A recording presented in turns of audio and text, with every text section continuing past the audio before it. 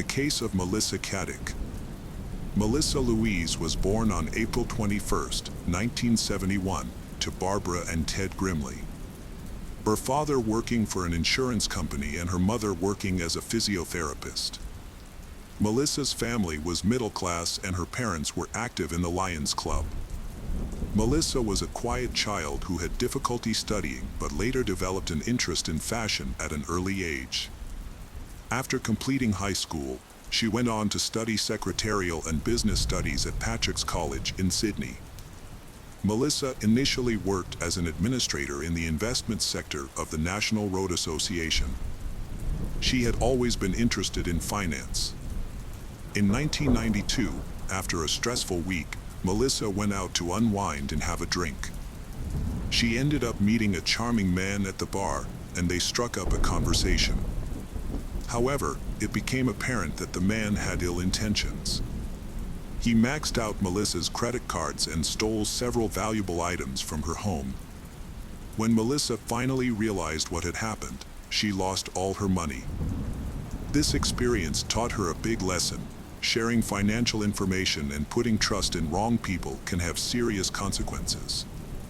Unfortunately, Melissa would later apply this lesson to exploit others rather than protect them. In 1998, Melissa accepted an office administrator position at an investment bank Sydney branch. Her responsibilities included managing large sums of money.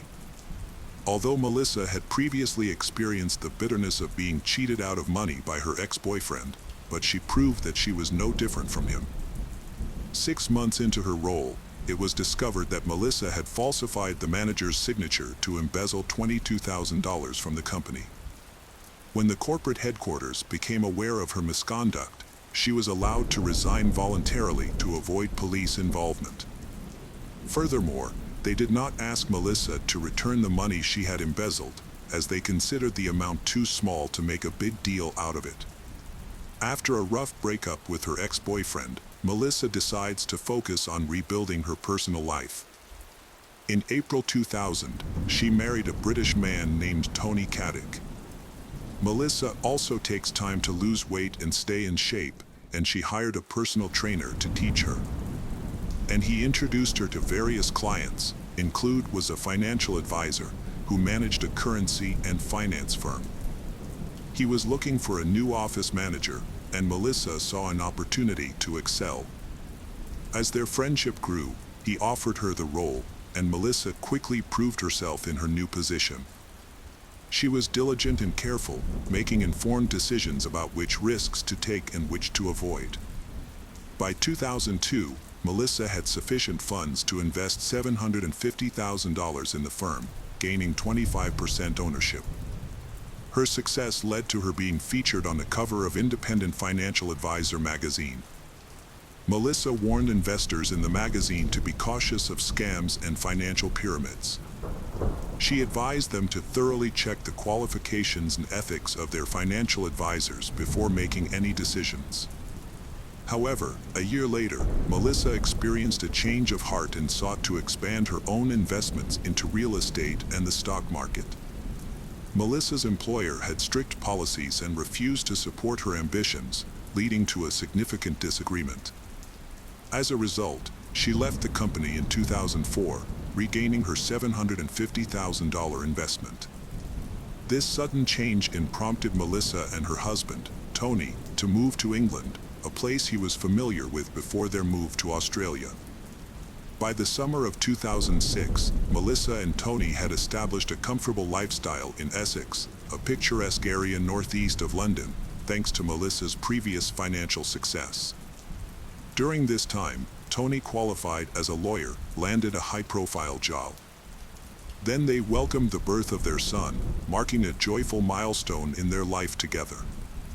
Melissa struggled with feelings of emptiness, despite significant life changes, such as having children and moving to a new country. With Tony often traveling long hours between Essex and London for work, Melissa often felt lonely at home. Rather than finding a job to fill the void, instead, she became distracted and eventually began an affair with a charming and attractive man named Anthony Khalidi, who happened to be her hairdresser from Sydney. Tony eventually discovered her infidelity a few months later. Melissa secretly spent large sums of money on trips to European cities with her lover, pretending to attend financial conferences to keep up with the latest industry developments. When her husband, Tony, discovered this and confronted her, Melissa became angry and blamed him for her actions, saying he was the reason she had an affair. The argument became so heated that Tony left their home to stay with his parents, temporarily removing himself from Melissa to reduce tension. When he returned a few days later, he found that Melissa had taken their child, most of their possessions, and all their shared savings, selling their furniture and clothes before fleeing to her hometown in Sydney with their son. Upon returning to Australia, Melissa smeared her husband's reputation to everyone, falsely portraying him as the one who cheated, lied, was conservative, and a neglectful father, despite having no solid evidence. She quickly reunited with her new partner, Anthony, after her return to Australia in January 2012. Melissa also took control of their property in England and sold it for a significant $1.3 million. Melissa spent the funds on a life of luxury, moving into a large home with 5 bedrooms and 5 bathrooms in Rose Bay. This is where she began operating a financial pyramid scheme. Throughout her life, Melissa had ambitions of achieving wealth. However, her financial transactions frequently resulted in unfavorable outcomes. Melissa's ex-boyfriend's deception gave her experience, which was to teach her the importance of gaining people's trust in order to manipulate their money. She applied this lesson to her own deceitful practices, including forging signatures on checks, ultimately leaving her husband financially ruined. Melissa was ruthless in using others to get rich. She quickly became bored with her routine and thought about how to achieve her goals. A big plan started to form in her mind. This idea wasn't new to her. She had thought about it for a long time but hadn't acted on it until now. By this point, Melissa had already made a lot of money, but she wasn't satisfied and didn't want to stop. She thought it was too easy to just make money from a few people. Instead, Melissa designed a clever strategy to appeal to a large group of people join and increase her wealth. In 2012, Melissa began her complex scam by presenting herself as a financial advisor to her friends, family, and acquaintances. She misled her investors by promising unusually high returns on their investments, despite she not having the qualifications or expertise. Once she received their money, Melissa created fake trading account screenshots and sent fabricated monthly reports showing gains of 10, 20, or 30% via email. Melissa's fake successes improved investors' confidence in her. As a result, they invested more money or recommended her to others. Her bank account quickly grew from thousands to millions as she tricked many people, including friends, former co-workers, her personal trainer, relatives, and even her own parents, into giving her their money. With the ill-gotten money she had earned, Melissa's spending became extremely lavish and wasteful. She bought luxury cars, expensive clothing, art, and jewelry, creating a false image of wealth. All of these are from people who have been fooled by her, who had no idea they were financing her lavish lifestyle. Some of her excessive purchases include over $48,000 spent on Chanel products, $275,000 on international travel, $229,000 at Dior, and more than $25,000 on protein shakes. Melissa tried to make her business seem exclusive by telling investors that it was no longer accepting new clients. However, she would later offer them a spot if they invested quickly, making it seem like they were getting a rare opportunity. By 2014, Melissa's wealth allowed her to buy a luxurious $6 million mansion on Orlando Road. The mansion had stunning views of the Sydney Harbour Bridge and featured spacious living areas, a swimming pool, and a large dining room with a panoramic view of the city. In 2016, Melissa gave her husband Anthony a $390,000 Audi R8 as a gift. The car's license plate was customized to represent his music label. Anthony was a musician and part-time DJ. Additionally, Melissa herself owns several expensive cars. Melissa has taken 25 international trips since 2009, visiting places like the ski resorts of Aspen and secluded islands in the South Pacific. However, Melissa's financial situation is complex.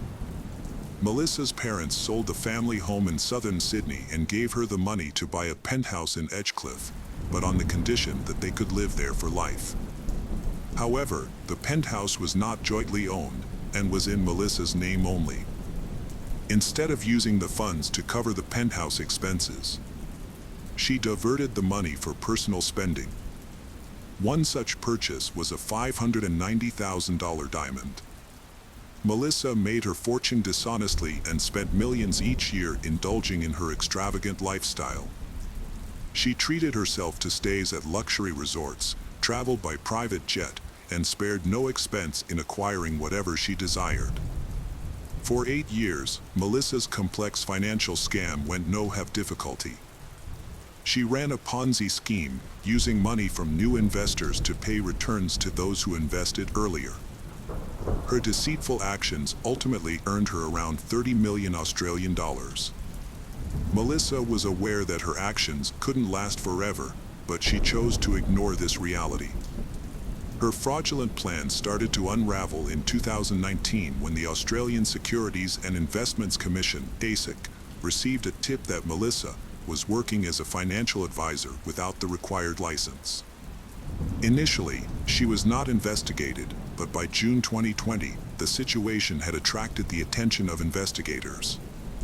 Their investigation found that Melissa did not hold a valid Australian financial services license and had been improperly using a former colleague's credentials, having forged documents by adding her own name to them. The information led to serious concerns for the Commission, especially since Melissa had by then dishonestly taken around 30 million Australian dollars from her clients.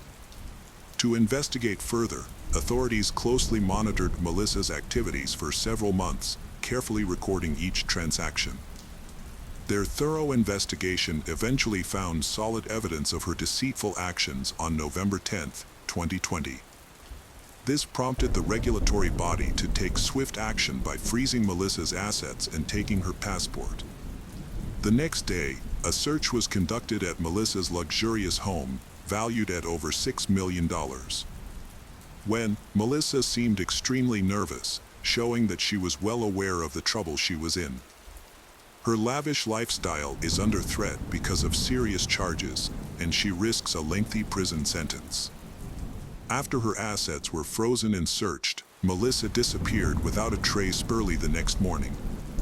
On the morning of November 12, 2020, Melissa woke up before dawn, dressed in her running clothes, and left the bedroom without disturbing Anthony, who was still asleep.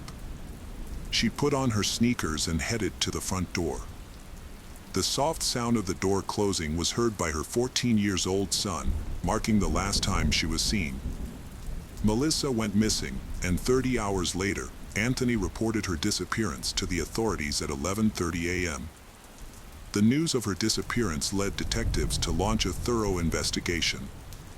They were suspicious of her disappearance, especially considering her recently uncovered involvement in fraudulent schemes.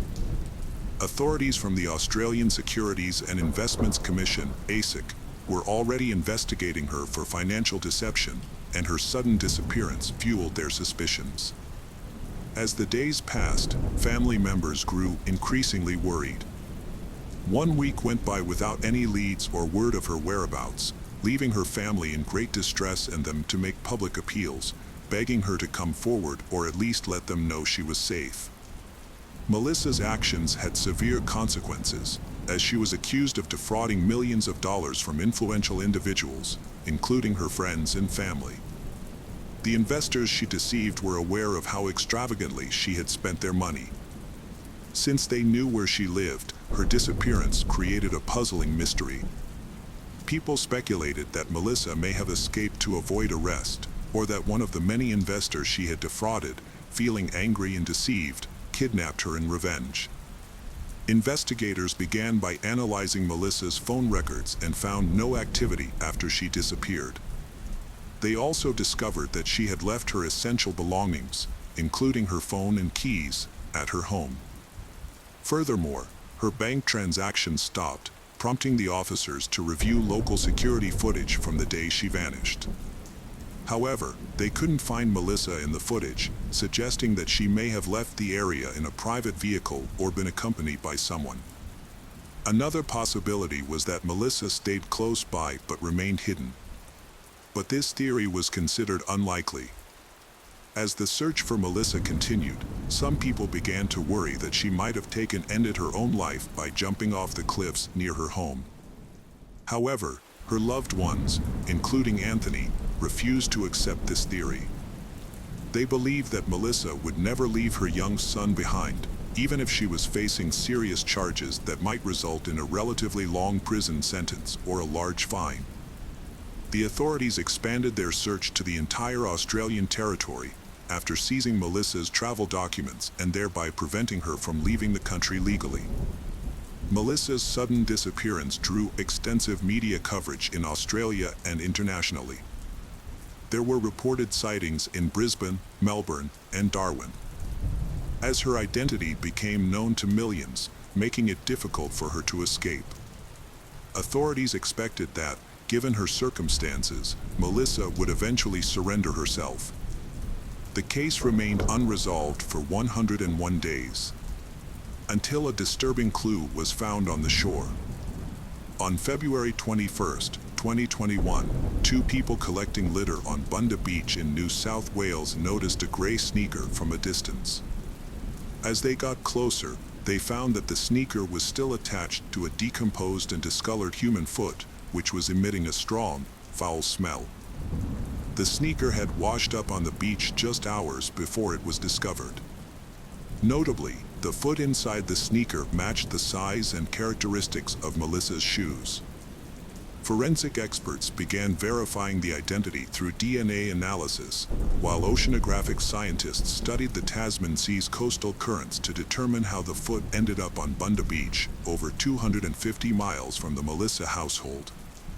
1 week after the discovery of Melissa's remains, DNA testing confirmed a match with a sample from Melissa's toothbrush, and family members identified the sneaker found at the scene as hers.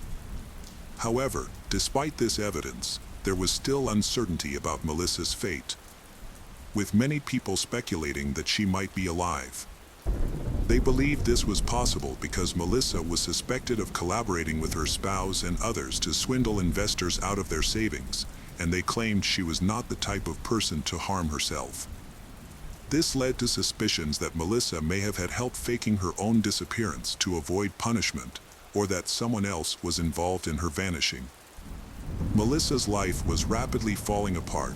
Being caught would mean losing everything that mattered to her: her wealth, freedom, friendships, and her family.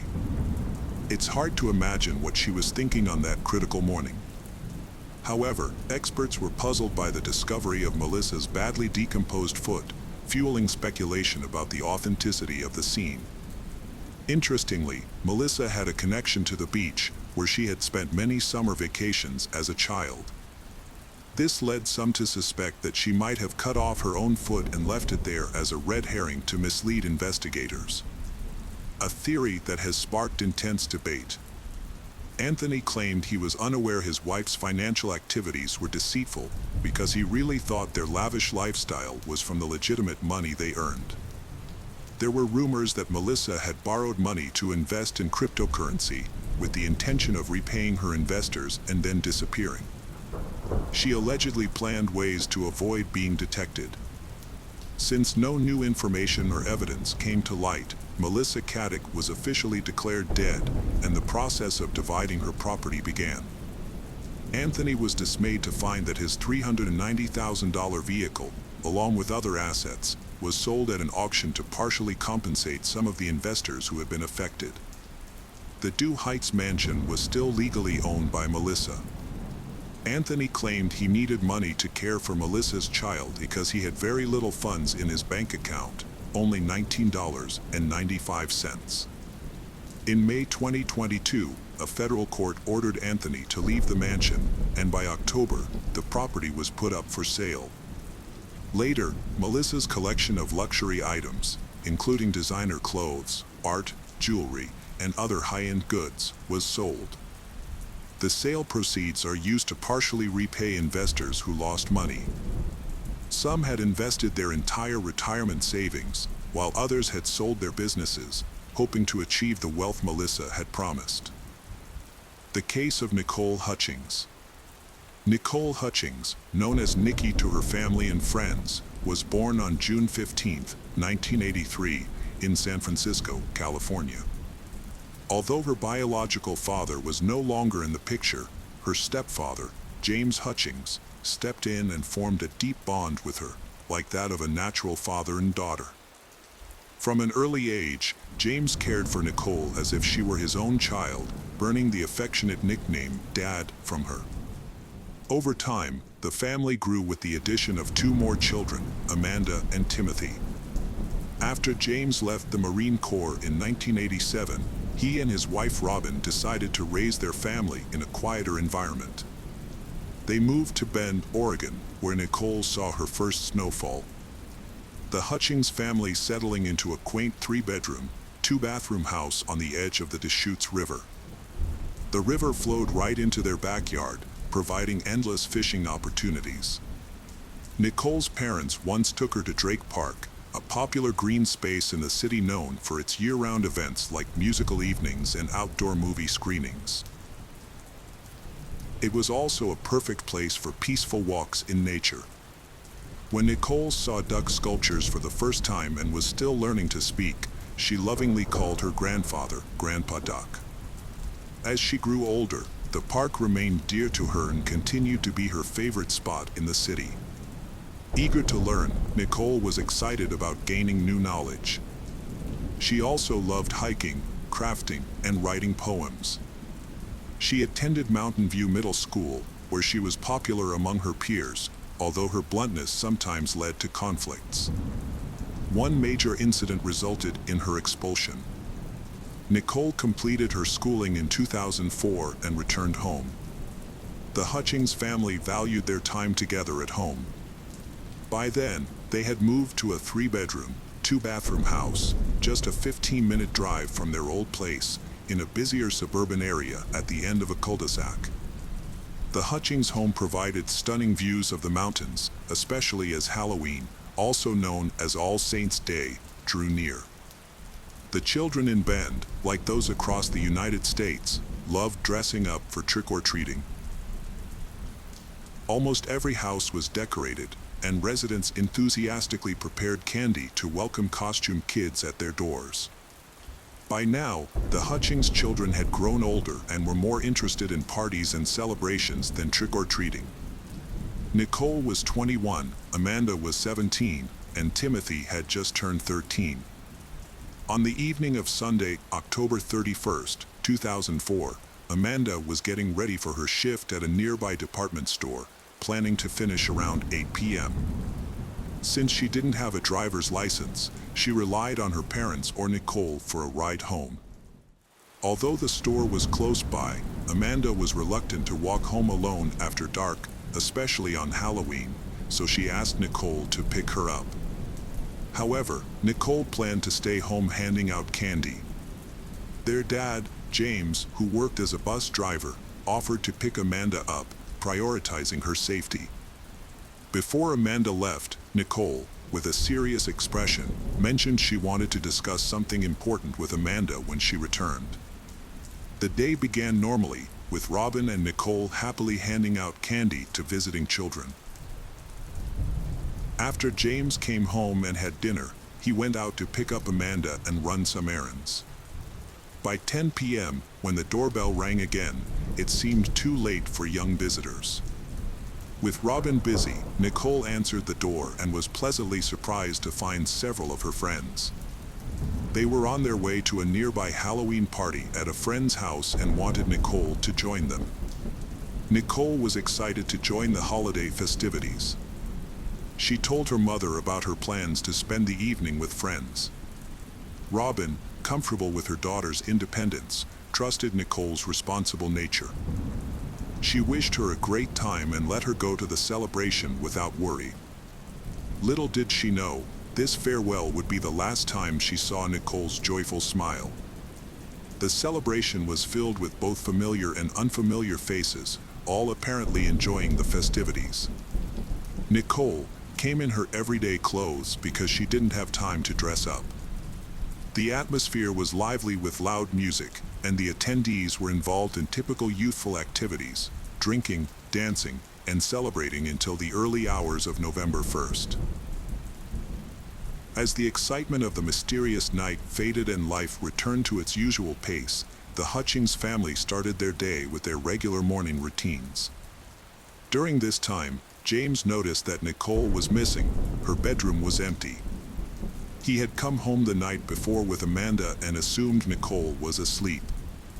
Robin informed him that Nicole had gone to a Halloween party, so James initially thought she might be sleeping at a friend's house and expected her to return or call by midday. However, her belongings, including her bag and documents, were untouched in her room, a clear sign of her unexpected departure. Worried, her parents began calling Nicole's friends, hoping to find clues about where she might be. They spent the night trying to locate her, a step that preceded the tough decision to call the police. Despite all efforts, Nicole's whereabouts remained a mystery. At this juncture, the Hutchings family was overwhelmed with a sense of fear, which led them to contact the Bend Police Department. At the station, they were informed that Halloween night is known as one of the worst of the year due to a significant spike in criminal activity. During this time, there are many car break-ins, acts of vandalism, alcohol-related crimes, violence, and even deadly crimes. The police usually don't respond immediately to reports of missing adults, as many return after a short time. However, the fact that Nicole's money and ID were still at home raised concern. The Bend police knew that Nicole was 21 years old, stood 5 feet 5 inches, weighed 159 pounds, and had brown hair and blue eyes. Other distinguishing features included a small gap between her front teeth, a pierced tongue, and tattoos of a rose and a dolphin on the back of her left shoulder. She was last seen wearing a dark burgundy polo shirt with an emblem, black pants, and white sneakers. Detective Brian Kendall from the Bend Police Department met with the Hutchings family to draft a detailed report. He talked with Robin, Amanda, and James, who shared their perspectives. Amanda said her sister wanted to talk about something important that evening. The parents told the detective about Nicole's ex-boyfriend, Bobby. At first, the family liked Bobby because he seemed charming and got along well with them. However, they later suspected he was hiding his true personality, especially in relation to Nicole. Detective Brian decided to investigate Bobby further. He planned to ask Nicole's friends about the Halloween party, including who organized it and who attended. Currently, the Hutchings family was deeply worried because there had been no news about Nicole for over a day. When the detectives met Bobby, they asked him about Nicole. He claimed he wasn't keeping track of his ex-partner, as they had broken up just the previous weekend. Although the detectives were doubtful, a lie detector test showed he was telling the truth. It was later confirmed that he had an alibi for Halloween night, leading the authorities to look for other leads. The Bend police issued a statement asking for any information about Nicole and urging the public to contact Detective Brian. A woman named Mary provided key information. She mentioned that her housemates, Loren Bowers and Craig Whiting, hosted the Halloween party that Nicole attended. Loren had a girlfriend with 2 kids, one 6 years old and the other 4. Nicole used to visit them often to look after the kids, and that's how she met Mary. At the party, everything seemed normal. Many people came and went throughout the night, with some bringing friends along. However, the detectives now had 2 people they could contact. After getting their addresses, the police officers approached Loren and Craig for more information. They spoke with Lauren's 30-year-old girlfriend, and Craig was identified as a close friend of the Hutchings family. They often visited in the evenings to invite Nicole to parties. Craig remembered last seeing her at the party around midnight, a time when everyone was drinking heavily, so no one knew where she went afterward. Although their friends were really worried about her safety, they still hoped she'd come back. Unfortunately, she'd vanished without a trace since the incident. Investigators questioned other attendees of the event, but nobody could remember exactly when she had left. Despite not having concrete answers, they continued their investigation and decided to expand the search beyond state borders. Nicole's photo and detailed information about her disappearance were shared with law enforcement agencies across the country. With no new leads, the investigators chose to examine the backgrounds of both the residents of the house where the party took place and the guests. It was crucial to start their inquiry somewhere. Craig had a clean criminal record, but Lauren was involved in a questionable incident related to Nicole. Surprisingly, it was revealed that a man had been a convicted offender 10 years prior. Lauren, now 34 years old, had been accused of contributing to the delinquency of minors. He admitted his past wrongdoings to Detective Brian and offered to help in finding Nicole as a way to demonstrate his reformed character. Although this information was concerning, there was no direct evidence linking Lauren to Nicole's disappearance. The investigation was still in the early stages of gathering information. Meanwhile, Nicole's family started a community search in Bend. They distributed flyers with her photo and details, contacted local media, and urged anyone with information to report it to the authorities. Reports emerged of sightings of her in different parts of the city, though none were confirmed. Despite this, these reports gave the Hutchings family some hope. James, who works as a bus driver, would carefully check Drake Park, Nicole's favorite local spot, every time he passed by, hoping to see her. Accepting her disappearance was difficult for the family, who held on to the hope of her return. Every knock on the door brought the hope that it might be Nicole, but it never was. The situation took a dark turn when an informant revealed to the police that a man known as Spider had confessed to friends that he killed Nicole and hid her body on his property. Spider's real name is Danny Shane, a criminal linked to a local gang called the Park Rats, infamous for their illegal activities in Bend, particularly around Drake Park. Nicole and Danny had known each other since high school, although Danny had changed a lot since then. The police questioned him. Although they did not know what his motive was for lying about killing Nicole, he was released after passing a lie detector test.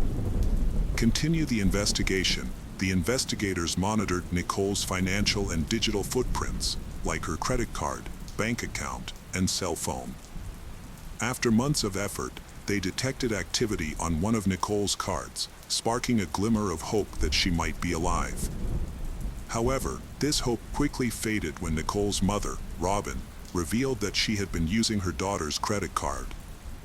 Over time, interactions with the detectives became less frequent, reflecting the stagnation of the case. Life for the Hutchings family members becomes dull after Nicole's murder. Amanda completed her high school education and applied to various colleges, including the University of Minnesota.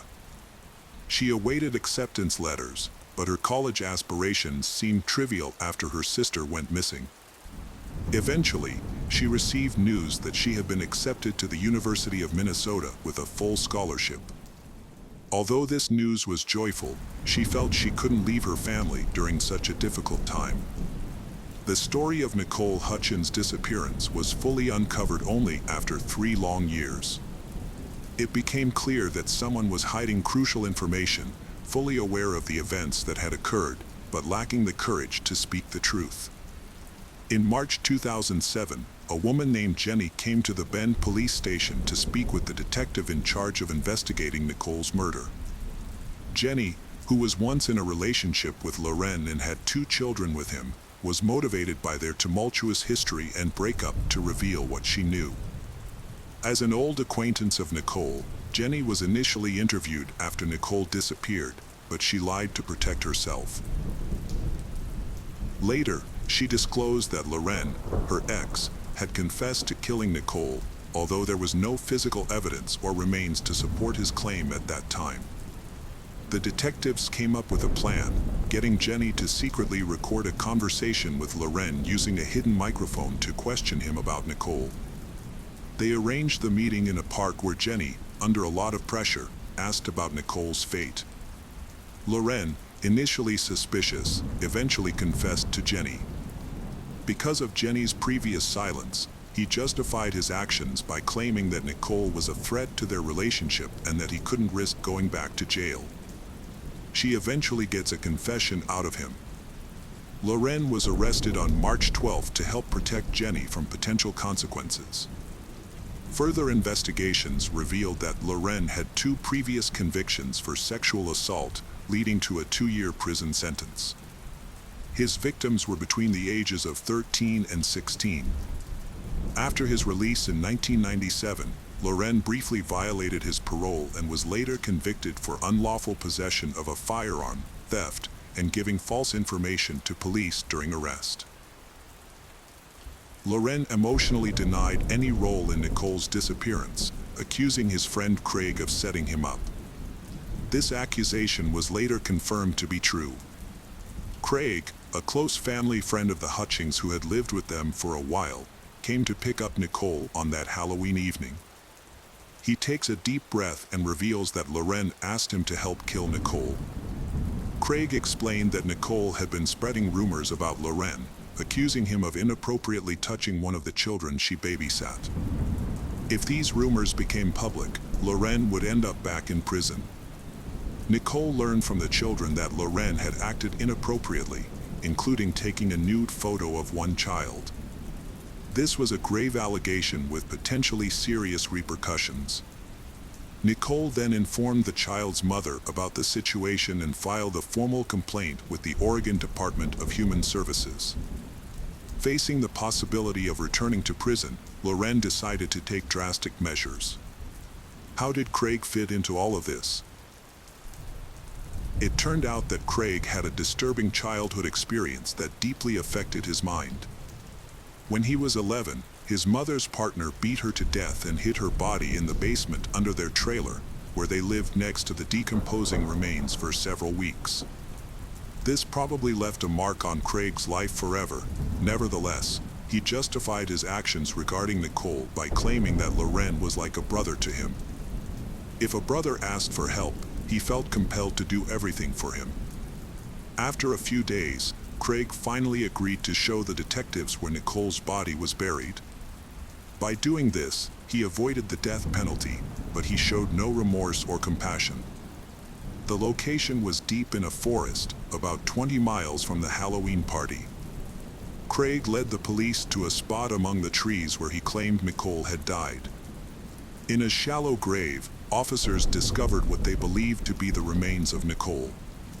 She had done everything she could to protect an innocent child and ensure their safety, only to fall victim to someone who chose to silence her rather than face the consequences of his terrible actions.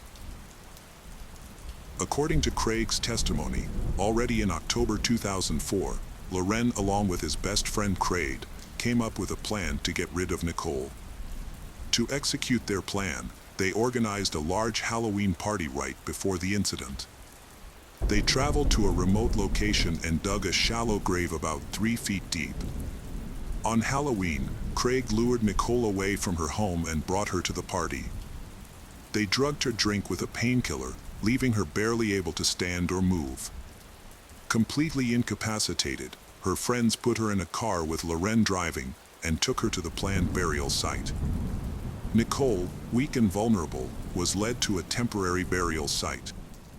There, Loren struck her head with a bat that had a heavy metal tip. Craig thought one blow would knock her out, but it only caused Nicole to stumble, and she tried to get up again. Loren then grabbed a branch and repeatedly hit her until she lost consciousness. Before Nicole stopped breathing, they stripped her and threw her into the pit, covering it with thick soil. The most tragic part of this story is that Nicole was still alive at that point, dying alone in the dense woods, betrayed by two people she trusted on that horrific night. When the Hutchings family was informed about Nicole's death, her parents were stunned.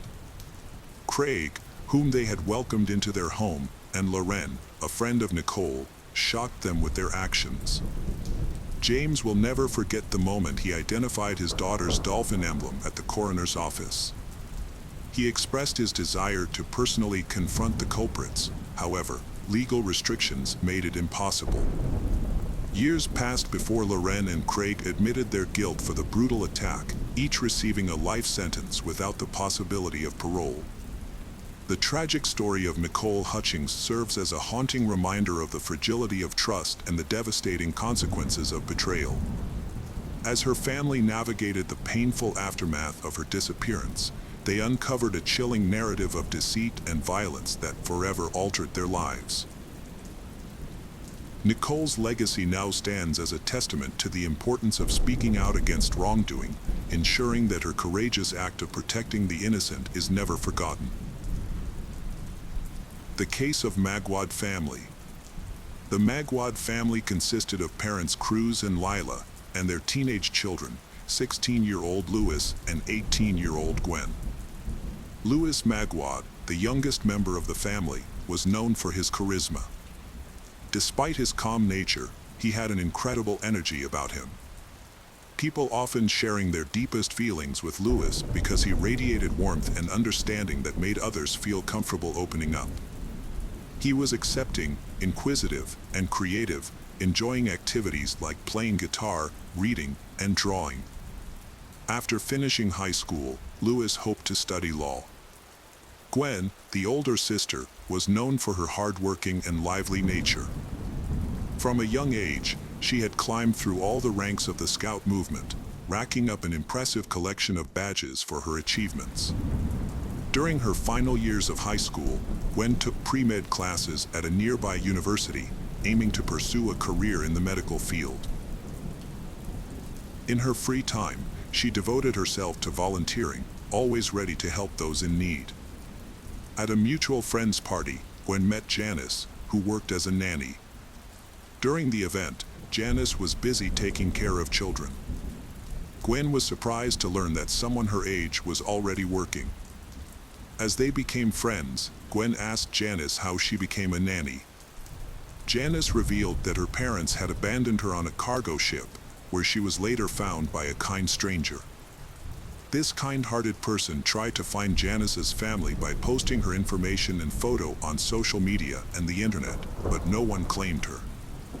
As a result, Janice ended up in the care of the Philippine Social Services. Her first clear memory was feeling lost on a big ship, longing for a carefree childhood and the comfort of a mother after a small fall. Janice aspired to academic success so she could go to college, but her circumstances forced her to work instead of study. Gwen and Janice grew closer as they shared various activities, including experimenting with makeup and hairstyles, taking photos, and creating TikTok videos. While filming a dance routine they had choreographed, Louis, the playful younger brother, would often make jokes from behind the camera, causing everyone to laugh. Their friendship was so enjoyable that the Magwad siblings suggested to their parents that Janice be welcomed into their close-knit family. One day, the siblings called a family meeting in the living room to discuss adding a fifth member to their household. They proposed taking in Gwen's 17-year-old friend, Janice, an orphan who had been working as a live-in maid in various homes since she was 8 years old, without any opportunity for education. Louis and Gwen asked their parents to allow Janice to live with them, offering to share household responsibilities in exchange for providing her with a stable home and emotional support. Cruz and Lila had always taught their children to help those in need, so after careful consideration, they agreed to give Janice a chance at a better life as part of their family. In the Philippines, a young woman without proper resources or support could end up homeless.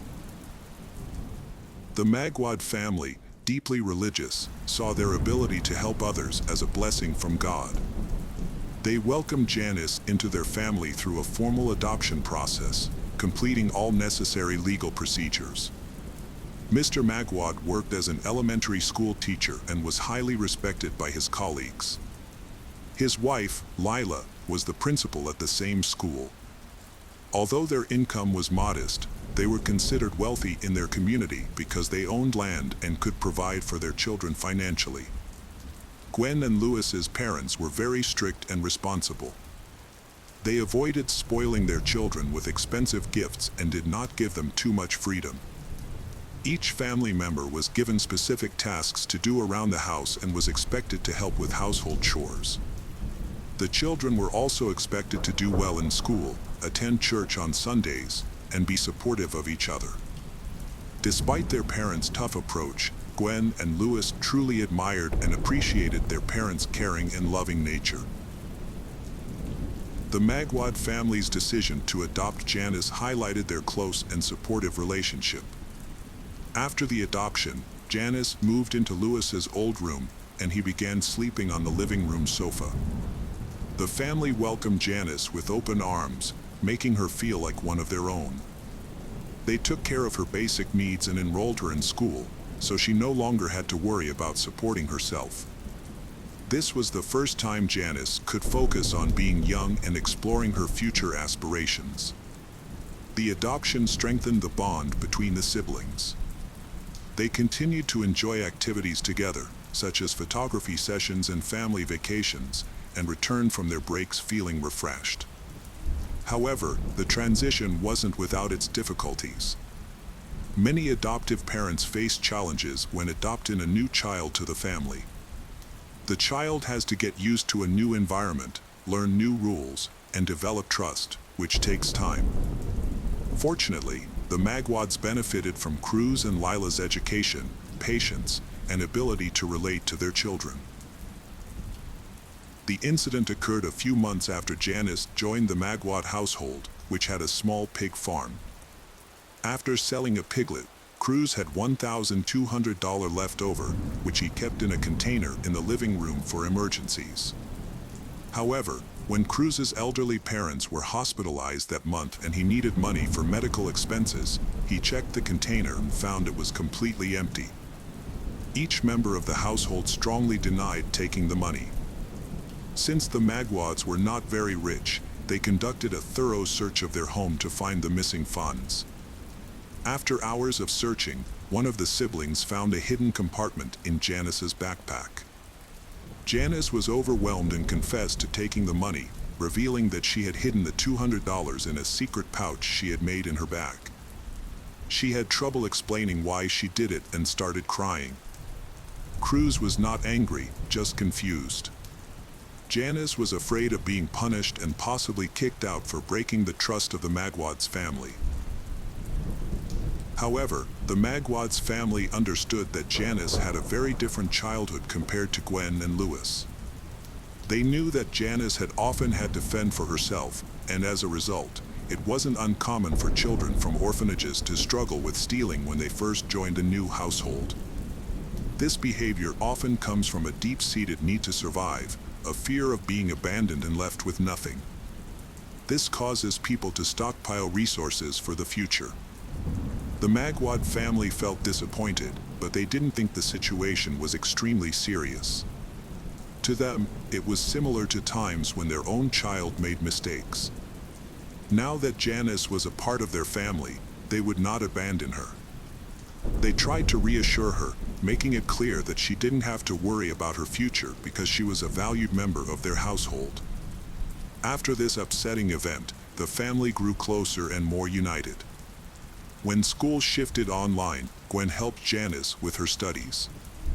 On December 10, 2021, as their parents were getting ready for work, Janice called them Mom and Dad for the first time, which should have been a special moment. But something unexpected was revealed. Janice, their adopted child, was not an orphan as they thought. She had been secretly communicating with her biological mother through social media. On December 10, 2021, Cruz found his two children lying still in the living room. He knelt beside them, trying to find a pulse, but they had none. Overcome with grief, he looked up to the heavens, wondering why they were taken from him. He then remembered his third child and searched for her. Cruz went upstairs, hoping not to find another lifeless body, and called out for Janice. He heard a door creak open and rushed into the room, frantically checking her for injuries to make sure she was safe. Janice was unharmed, but for some unknown reason, she was completely soaked. For a moment, Cruz was overcome with fear, mistakenly thinking the liquid was blood. Janice, still trying to catch her breath, told her father that 3 people had broken into their house and attacked Gwen and Louis. She had run to her room and hidden under the bed, frozen with fear as she listened to the screams coming from downstairs. She felt helpless, unable to do anything to help her siblings until the screaming stopped. Despite the chaos, Janice had decided to take a bath, which seemed like a strange thing to do after what had just happened. Cruz was confused by Janice's actions, but he tried to comfort her and stay strong, even though he felt like his world was falling apart. Lila arrived immediately after the police, finding Janice soaked in water and tears on the veranda. She hugged the girl tightly, thanking God that she was safe, and then asked where Gwen and Louis were. Cruz had the difficult task of telling Lila the devastating news that 2 of her children had been attacked. As the principal of an elementary school, Lila was usually calm and in control, even in emergencies, but now she was completely broken. She had no idea what to do, no plan, and no answers. Lila and Janice held each other, crying, as their home was cordoned off with police tape, marking it as a crime scene. The police found several potential weapons in the living room, including a bloody baseball bat, a hammer, multiple kitchen knives, and broken glass bottles. One of the knives was located near the entrance. The authorities collected and documented all of these items to see if they matched the injuries on the Magwad siblings' bodies. Gwen had multiple stab wounds on her face, chest, and abdomen. The fact that she was struck in the face suggests that the killer may have had a personal motive, such as jealousy. The brutality of these incidents is extremely difficult to understand. Gwen's body showed defensive injuries on her hands and wrists, indicating that she fought back intensely until the end. Her hair was matted with dried blood, and one of her ears was severed. The coroner found 51 stab wounds on Louis's body. Such extreme violence goes beyond simply taking a life, suggesting a deep-seated personal hatred. Their bodies were so severely mutilated that mortuary staff had to close the wounds before their parents could make funeral arrangements. The initial investigation was based on testimonies that suggested the criminals targeted a wealthy family in the area, believing no one would be home. However, when detectives saw valuable items like a TV, phone, and laptop in plain sight, they dismissed the burglary theory. Another theory involved a family dispute over land, as Lila had siblings who claimed ownership. Despite rumors of a dispute, investigators found no evidence to support this theory and eventually abandoned it. The community and family sought answers, fearing for their safety after the brutal attack that didn't even spare teenagers. The entire investigative unit focused on solving the crime, and the mayor offered a $5,000 reward for information leading to the attacker's arrest. Detectives conducted a wider search of the house and surrounding area. During this search, they discovered a small pond-like stream near the family of Magwad house. Fortunately, they spotted a plastic bag stuck on a branch in the stream. The bag contained blood-stained clothes that were probably worn by the perpetrator after the crime. After finding this evidence, the police thoroughly researched the Magwad family house for any potential clues or suspicious items. Meanwhile, online users weren't convinced by the burglary or land dispute theories, so they started their own investigation. Although it's unconfirmed, they believe the crime was committed by one of the survivors. Normally, Such speculation would be hurtful to those who have already suffered, but in this case, the online users found some evidence to support their claims. For example, many found it suspicious that Janice took a bath after hiding from the attackers instead of checking on her siblings or alerting someone for help. Online investigators think that Janice might have taken the bath to wash off her siblings' blood after harming them. Cruz Magwad eventually realized that Janice's actions were unusual after the initial shock of what happened wore off. At first, he was too relieved to find his adopted daughter safe to think about her behavior. However, he found it strange that she didn't respond when he was desperately calling for his children, considering their home was small and she should have heard him.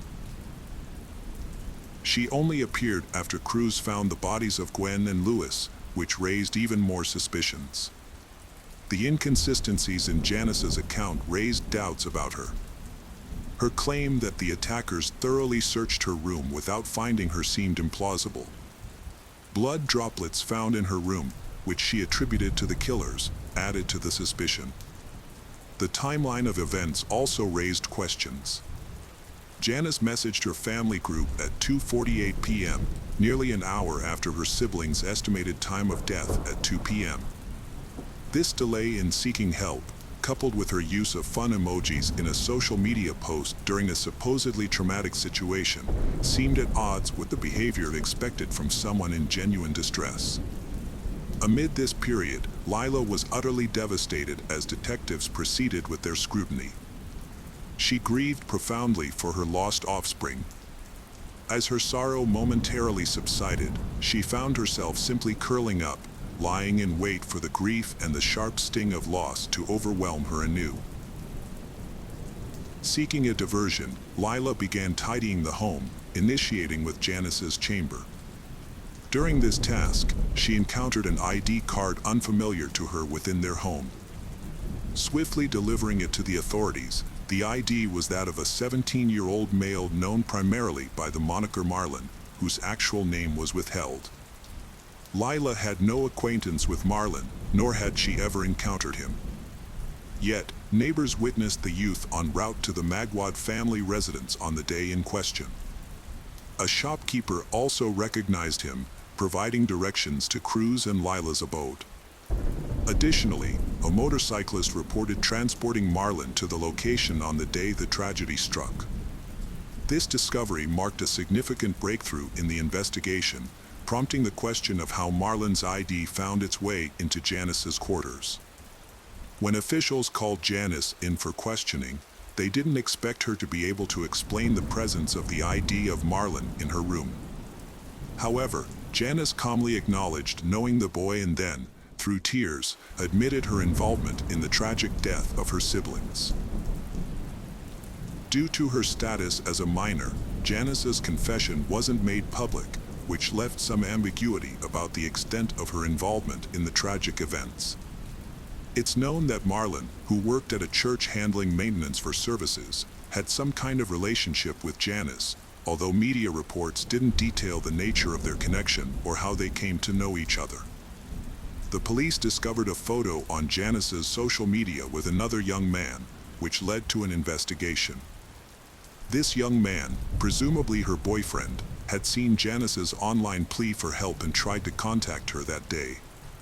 When he called, someone answered but didn't speak, so he hung up thinking Janice might have exaggerated the situation. The investigation took a turn when the police located Marlon. His denial of involvement became untenable when Gwen's phone was found in his possession. To make matters worse, he had recently been arrested for possession of illegal substances. Despite her mother giving her up to the Magwad family, who thought they were taking in an orphan, Janice actually kept in secret contact with her biological mother, Michelle, and with Juanita through social media. This revealed that her story was more complex than initially thought. Janice's childhood was marked by great hardships, with her family struggling to meet basic needs like food. Her diet consisted mainly of sweet potatoes due to lack of resources. The situation was made worse by her father, who frequently drank to cope with financial problems, further increasing the family's difficulties. The details about how Janice became separated from her family are still unclear. It's unknown whether she was abandoned or simply got lost, but it's certain that she was found alone on a cargo ship on September 22, 2013. The Magwads offered Janice a loving family environment that she had never experienced before. Seeing the care and protection that Gwen and Lewis received from their parents, in contrast to her own traumatic childhood, Janice experienced a mix of emotions. Although she was adopted, she received the same affection as the Magwads' biological children and was expected to contribute to household chores in the same way. Janice struggled to cope with expectations, shared affection, and family responsibilities. She craved exclusive attention and wanted to make the most of everything the Magwads could offer. Her desire to enjoy the perks of being an only child clashed with the reality of her situation, where love and material benefits had to be shared with other family members. Janice knew she could never surpass Gwen and Lewis in the eyes of the Magwads due to their biological connection, and she saw eliminating them as the only solution to this inequality. The subsequent investigation uncovered text messages in Tagalog on Janice's phone, suspected to be conversations with Marlon, revealing her dark intentions.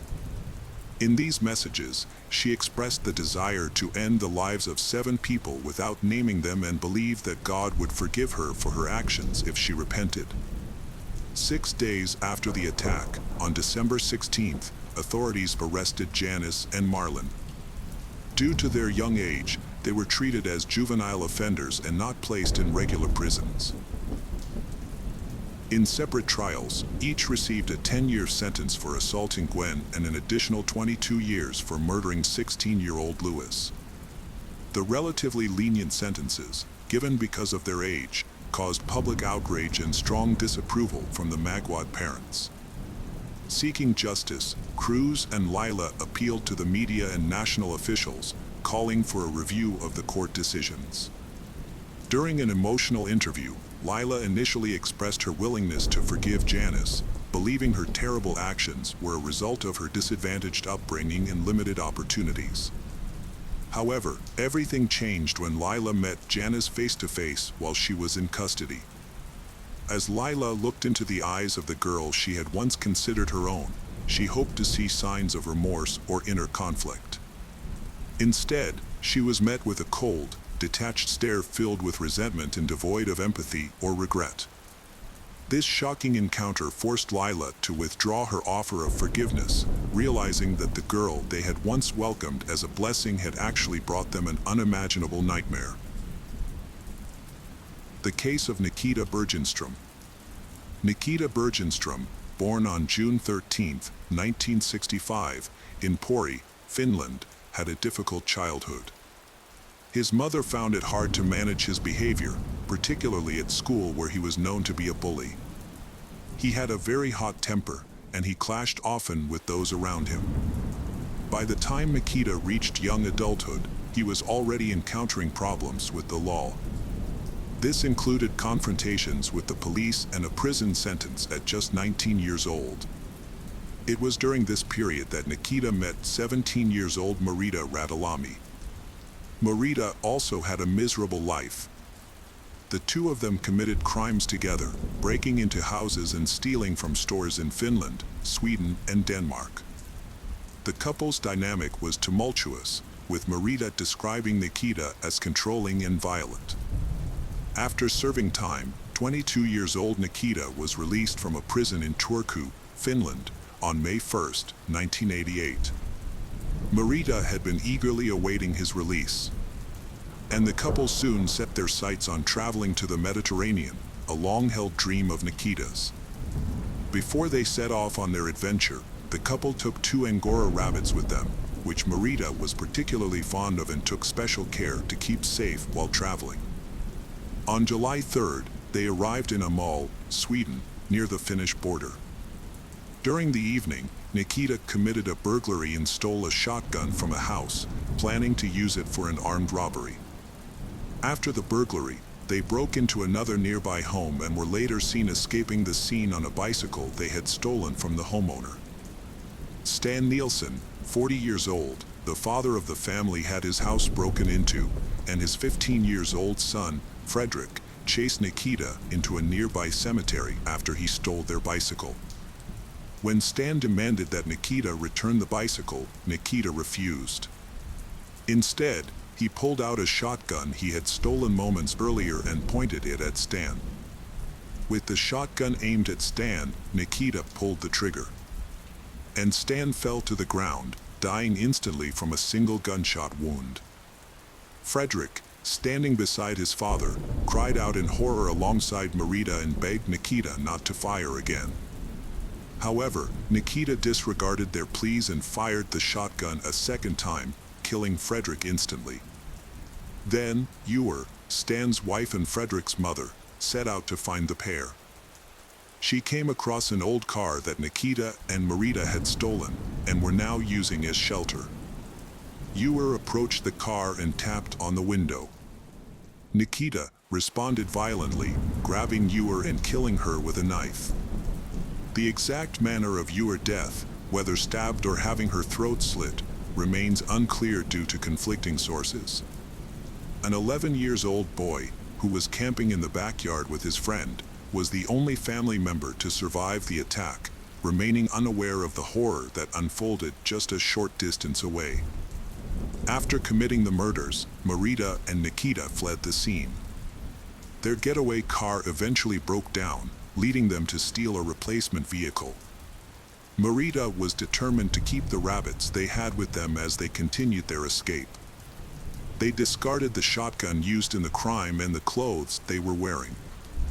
The murder weapon was later found by the authorities.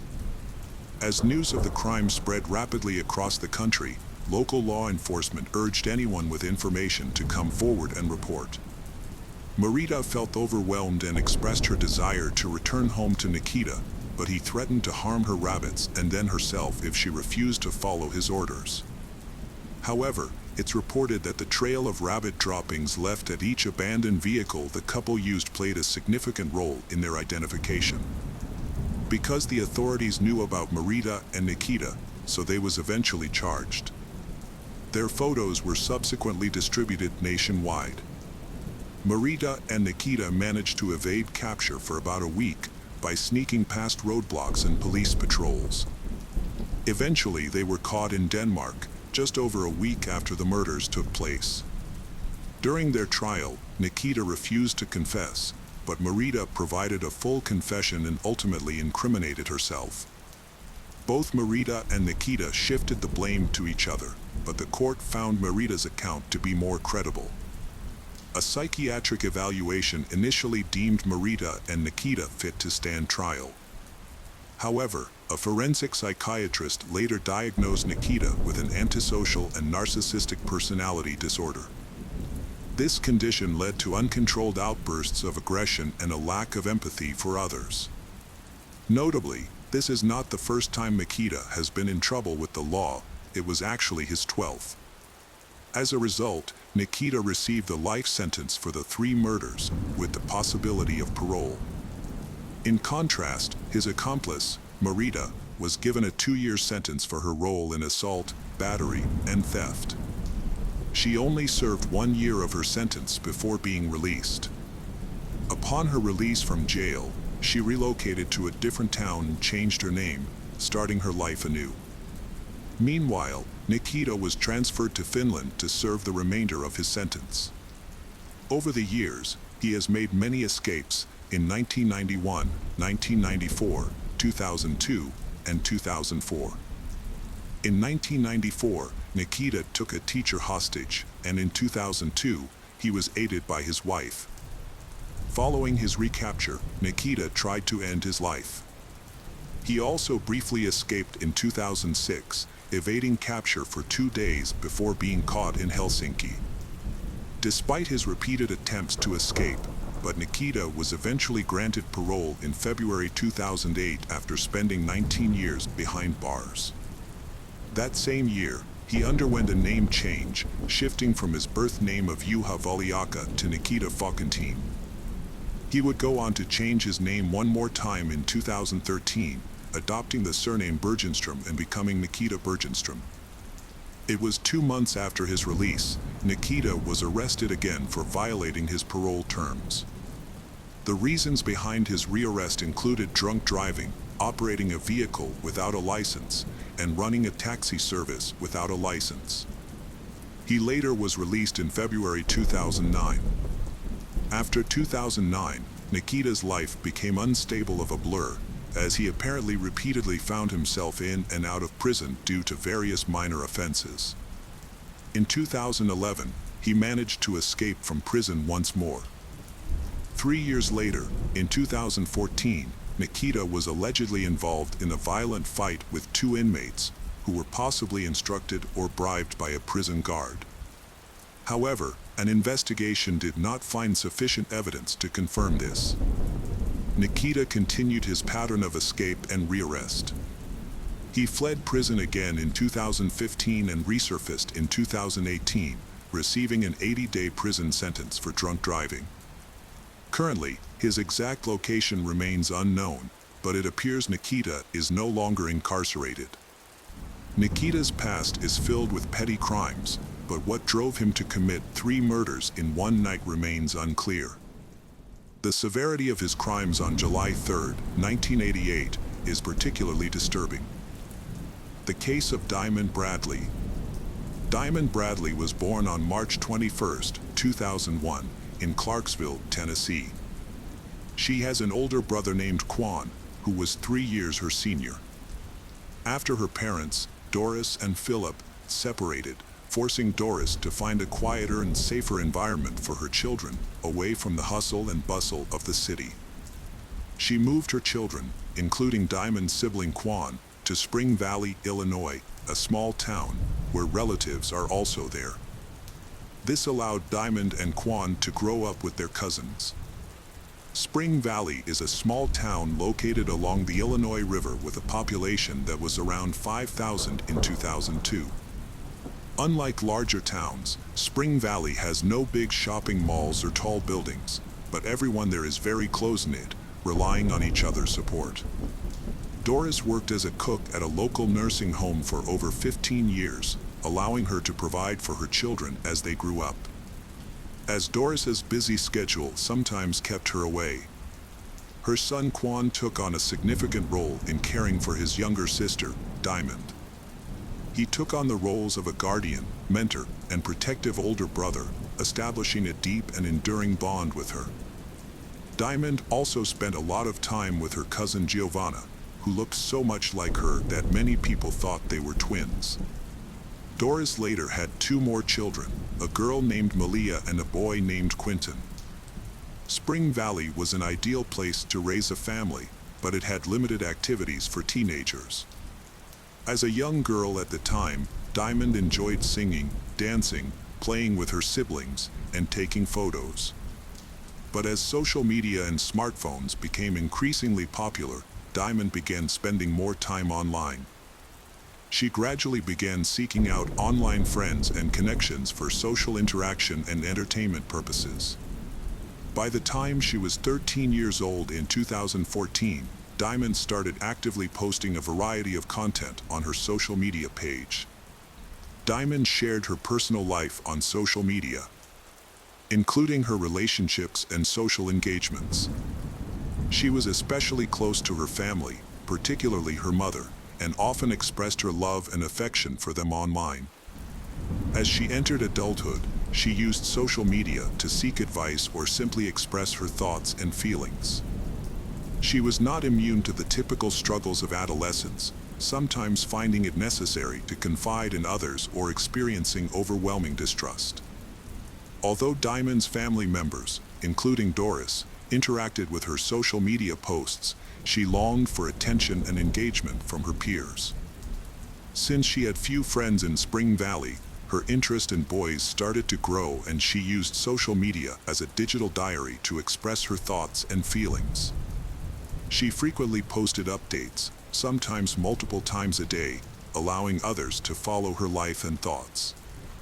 During this time, Diamond was very close to her family, but sometimes she felt an overwhelming sense of emptiness and disconnection. To fill this void, she turned to social media, where she openly shared her struggles with forming friendships and expressed her deep longing for affection and attention. Through her posts, hips and her longing for affection and attention. Through her posts, Diamond openly expressed her honest thoughts and feelings to anyone who would listen. Diamond was a high school student who had recently started dating Nicholas Nelson, and the two seemed like a perfect match. They spent a lot of time together and genuinely seemed to be in love. Despite her youth, Diamond had big ambitions. She wanted to pursue a career in nursing. The Diamond household was filled with love and laughter on January 23, 2018, as friends and family gathered to celebrate Doris's birthday. The evening was filled with warmth and joy, complete with a festive cake, music, and the company of dear loved ones. Doris completely did not foresee that her life was about to change suddenly and tragically. As the party came to a close, guests began to leave around 10 p.m. Doris told her daughter, Diamond, good night, and Diamond went to take a shower. The next morning, Doris got up, just before 7 a.m., to prepare breakfast and get the younger kids ready for school. However, when she went to wake up Diamond, she was nowhere to be found.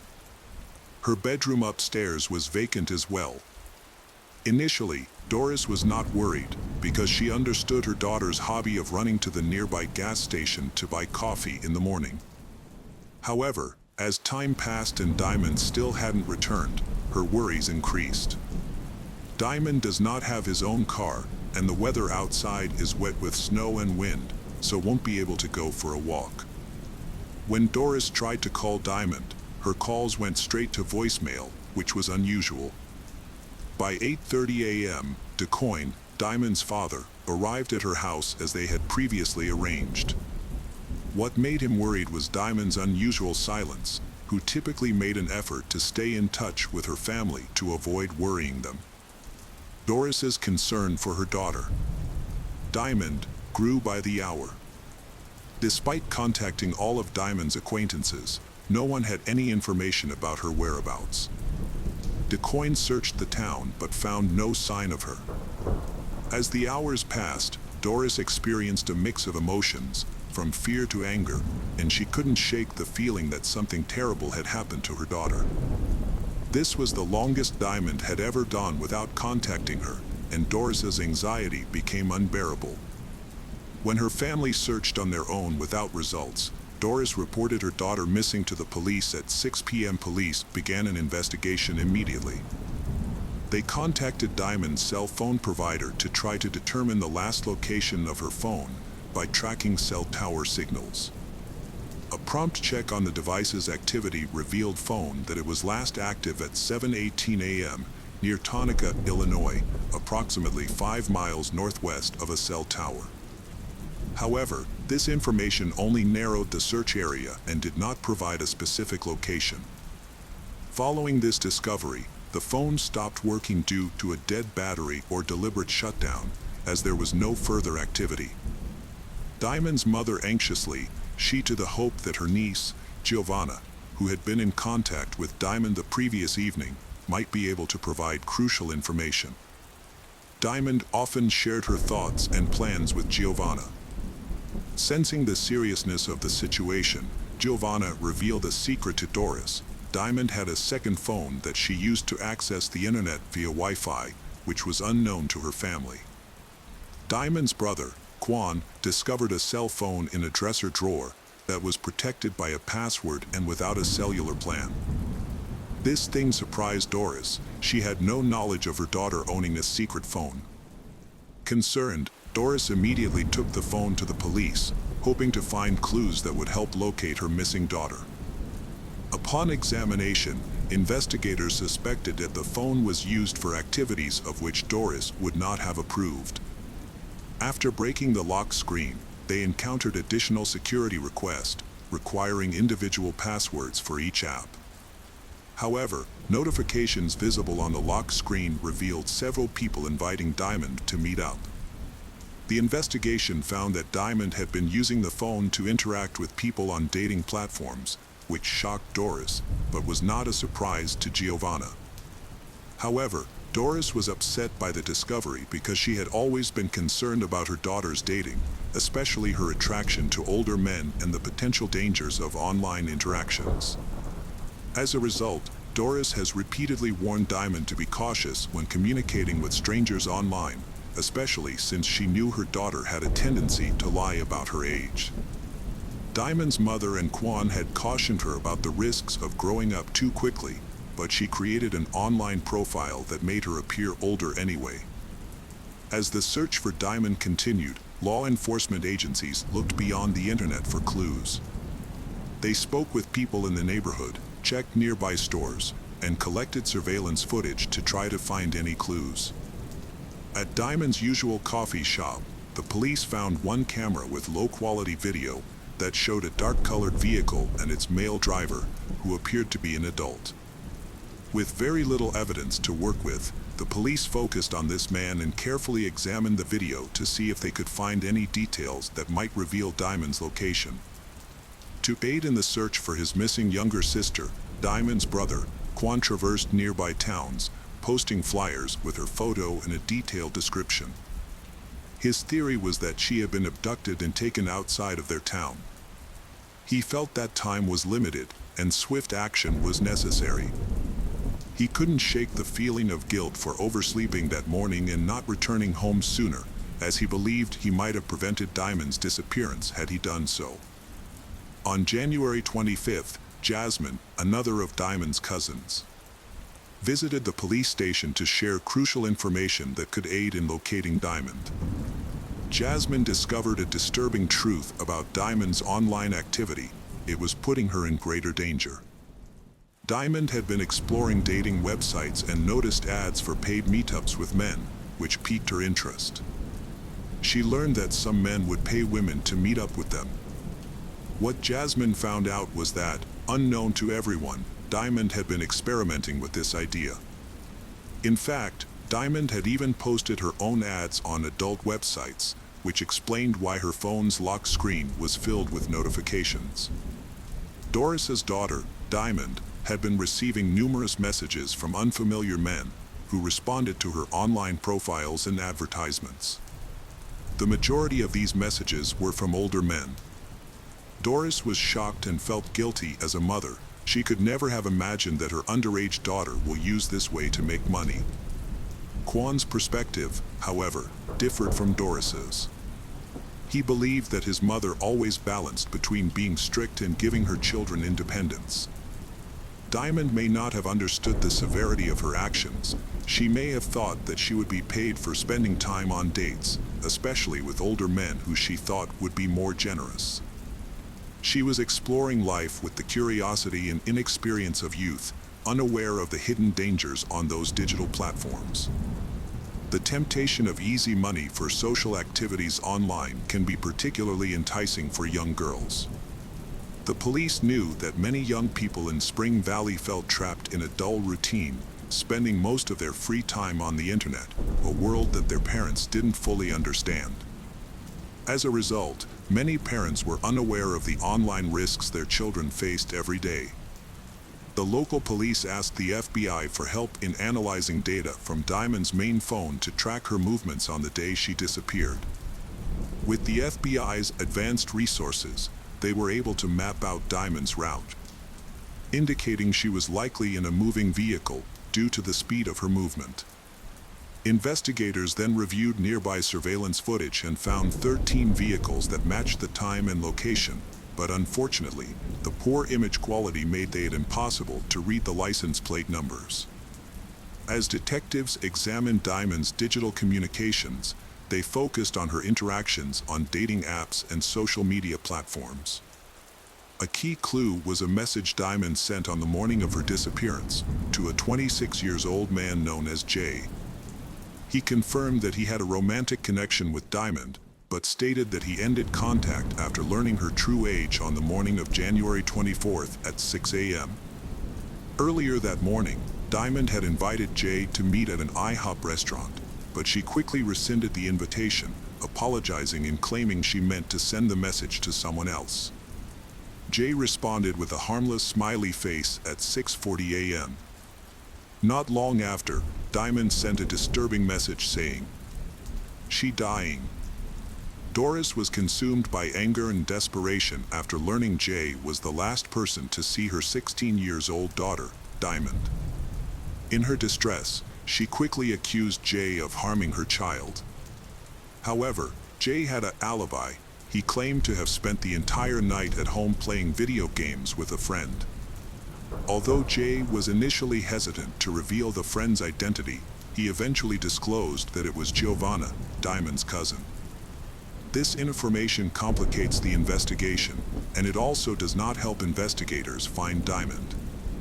Investigators refocused on the black Jeep, finding more surveillance footage, showing it heading to Putnam County, where Diamond's phone signal disappeared, either because the phone was turned off or the battery ran out.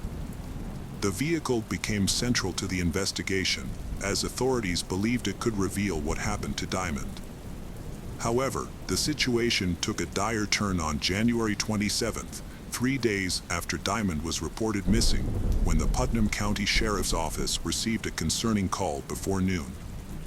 A pedestrian walking down Pebble Path in Granville Township found the body of a young African-American woman in a ditch beside the road. When the head of Putnam County authorities arrived, they realized the woman's death was no accident. She had been intentionally killed.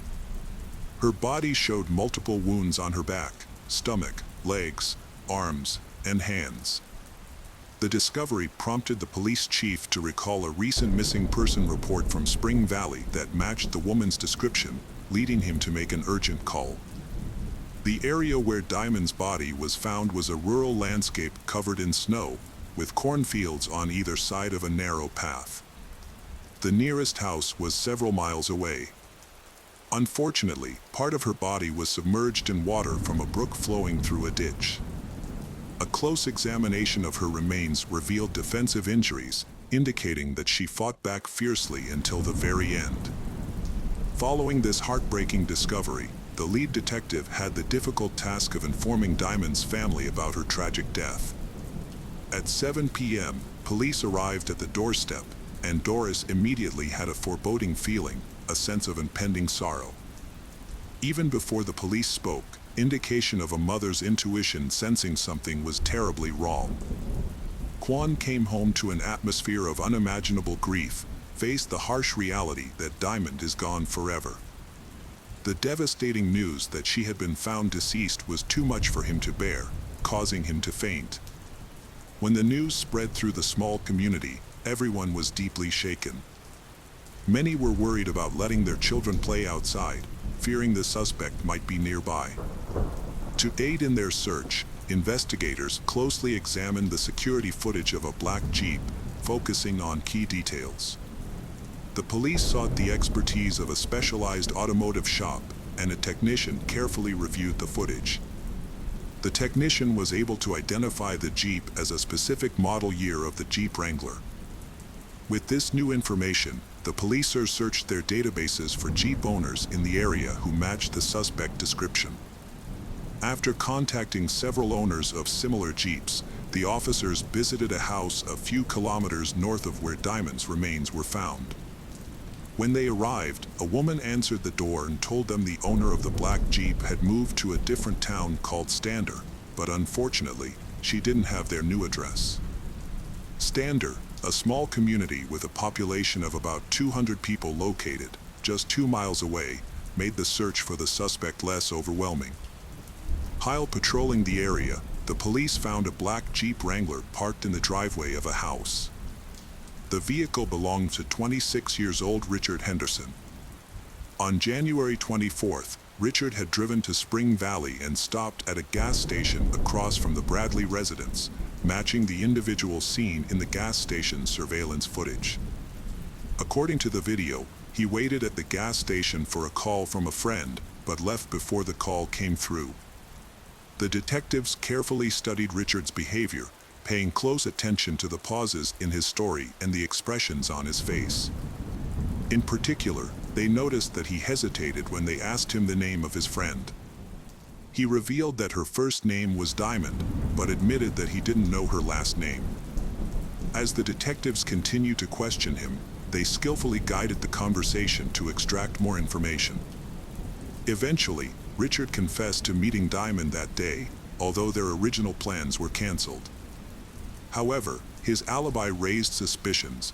He claimed to have left Diamond at a mobile home, which seemed inconsistent with the direction her phone had been moved. The investigators became suspicious. They decided driving along the route Richard and Diamond had taken that day to gather more information. Starting from the gas station, they drove past the intersection that had been caught on video, over a bridge, and into the rural area of Bantam County. The drive ended where Diamond's phone signal stopped working. What remains of the little girl are stuffed toys and artificial flowers at her memorial next to the streambed. When questioned by the detective about the site, Richard became overcome with emotion, tears streaming down his face. The detective took advantage of this vulnerable moment to press Richard for more information about what had happened. Richard described the incidents that occurred as follows. He and Diamond had gone to a secluded area for a private encounter. Afterward, he asked her to leave his car, but she refused and pulled out a knife. A fight broke out, and Richard claimed he was acting in self-defense. He stated that in an attempt to block her knife, the blade accidentally stabbed her in the abdomen. According to Richard, then she continued to be aggressive, so he disarmed her and hit her twice in what he described as further self-defense. Ultimately, he left her in a nearby ditch. The autopsy results contradicted Richard's story, revealing that Diamond had received over 20 stab wounds, with some of them found on her back. Given the substantial physical disparity between Richard and Diamond, Richard's explanation became extremely improbable. As a fully grown adult, nearly 6 feet tall and weighing twice as much as Diamond, who was just under 5 feet tall, he was attacking a young child. Tragically, Diamond had already lost her life by the time the search for her began. At the funeral, over 200 people came together, including family, friends, classmates, and teachers from Spring Valley High School. Because Doris chose cremation for Diamond, she was able to keep her daughter's remains with her at all times. The thought of leaving Diamond in a graveyard was too difficult for Doris to bear.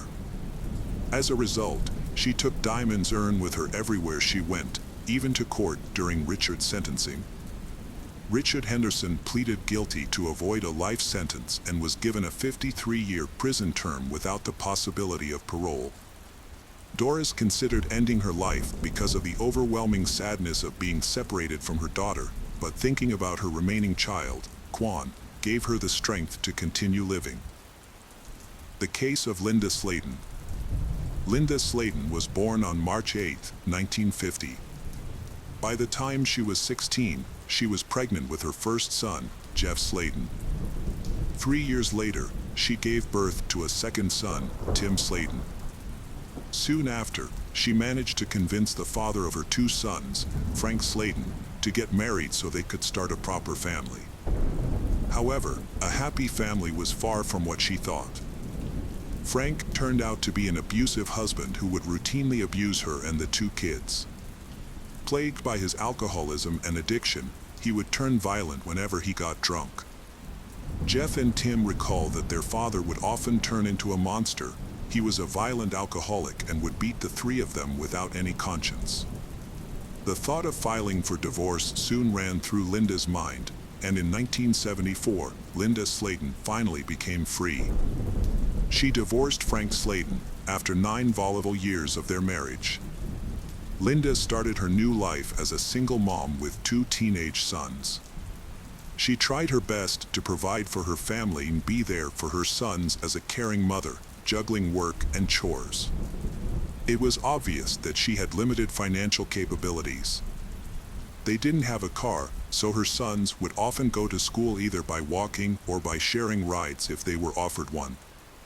Apart from school, Jeff and Tim loved playing football, but since they didn't have a ride to football practice, their coach, Coach Joseph, would often pick them up and drop them off at or nearby their home. A week before the 4th of September, Linda was preparing her home to welcome her mother. She wanted her mother to move in since she thought her presence in the house would help get it in order and make it more homely. Her sister Judy would also often come by to visit her. During her visits, the sisters would spend their time together over a hot cup of coffee. On the 3rd of September, 1981, Jeff Slayton came home from football practice, but when he found nothing to eat at home, he headed over to his grandparents' place. Later, at about 9:30 p.m., Jeff returned home only to find the house empty. Around 11:30 p.m., Linda and Tim, her younger son, came home. She mentioned going to a neighbor's place to play a game of cards, but before that Jeff saw his mom doing the dishes. Tim, on the other hand, went to sleep. Around this time, her son Jeff came up to her and apologized since the two had fought earlier that day. As they made up, Linda said goodnight to her boys. Jeff remembers saying these words, "I love you, Mom. I'll see you tomorrow." Little did he know those would be the last words he would say to her. On September 4th, 1981, around 8:30 a.m., Judy arrived at Linda's apartment. She went up to Linda's room and knocked on the door twice. There was no answer. She thought Linda might still be in bed, but it was unusual as Linda usually woke up before the boys left for school. As she made her way out of the house, she noticed something strange. The window in Linda's room had a missing something, and on top of that, the window was wide open. Judy returned to Linda's room, knocked again, and this time opened the door to find Linda's lifeless body. She screamed, which caught the attention of a neighbor near the house, and he immediately called 911. Linda was found dead with a wire clothes hanger around her neck. Her body was partially naked, and she lay right across the bed with her head down on the floor. There were no signs of struggle. Her cupboard was wide open, and apart from that, all the other things in the room were in their usual places. Within a matter of minutes, the Lakeland police, news reporters, and medical services all arrived. The yellow sign was plastered all over Linda's home. Tim and Jeff were both awakened by police officers and were asked to leave their home, which was now a crime scene. While Jeff was able to get past his mother's room without seeing her lifeless body, Tim saw his mother one last time, but this time she wasn't alive. The two were then sent to live with their grandparents pending further investigation. After her sons were sent to stay with their grandparents, Sergeant Edgar Pickett from the Lakeland Police Department arrived at the crime scene. He led the investigation and discovered important evidence. Initially, Sergeant Edgar found several fingerprints in Linda's bedroom. While most of the prints matched Linda, one palm print was different. This palm print was located on the windowsill of Linda's bedroom, which was missing a window sheet. To uncover the truth about Linda's death, an autopsy was performed. The examination revealed multiple bruises and marks on her arms, shoulders, and neck. Additionally, her body was found partially naked, suggesting a possible sexual assault. The autopsy concluded that she had first been brutally beaten, then sexually assaulted, and ultimately strangled with a metal clothes hanger from her own home. Among the evidence collected, a palm print was the most important, as it could directly identify the perpetrator if matched. However, at the time, forensic DNA analysis was not available. As a result, the police had to thoroughly investigate her entire family tree to identify potential suspects. The first suspect was Frank Slayton, Linda's ex-husband. When Linda divorced Frank in 1975, she described him as aggressive and abusive, neglecting his family. This made him a key person of interest in the case. He was questioned by police, but they discovered that he was at home in Alabama on the night Linda was killed. Despite this alibi, they continued to have suspicions about him. The second suspect was Linda's son, Jeff.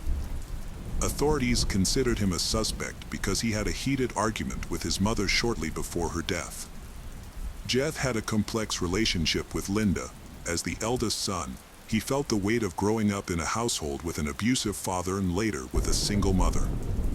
Although they sometimes clashed, Jeff always tried to reconcile. On the night of the murder, he and Linda had made up before he went to bed. The police interrogated him about the incident and asked him to take 2 polygraph tests. After he passed both tests, the police cleared him as a suspect.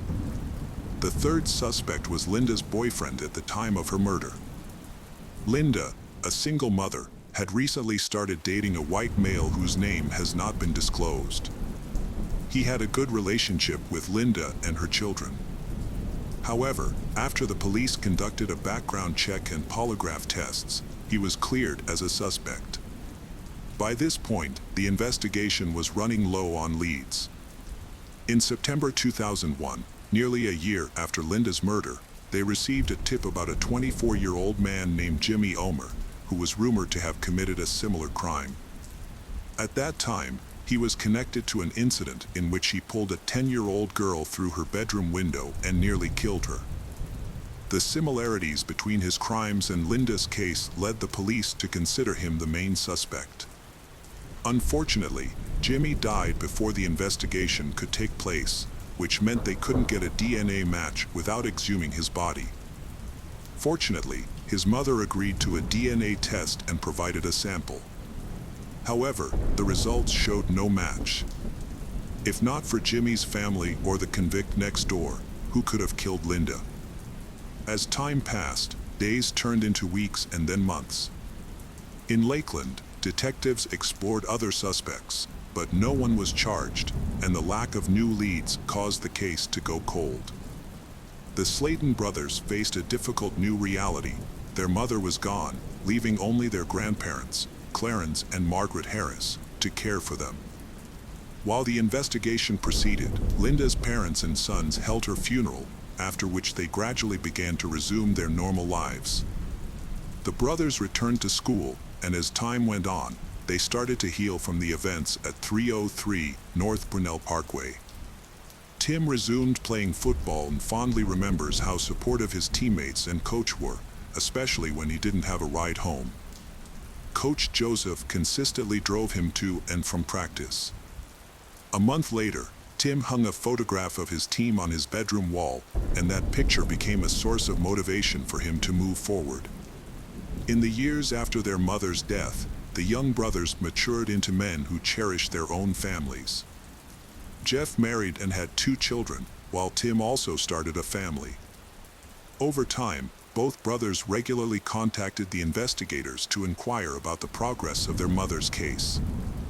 Although Jeff and Tim had built successful lives for themselves, they remained committed to ensuring the investigation progressed. 17 years after Linda's death, the police continued their investigation. By 1998, Sergeant Edgar Pickett had retired, and Linda Slayton case was handed over to a new team, with Detective Brad Grace taking on the case. While reviewing the evidence, he discovered unidentified DNA from the Linda case that had been collected in 1981.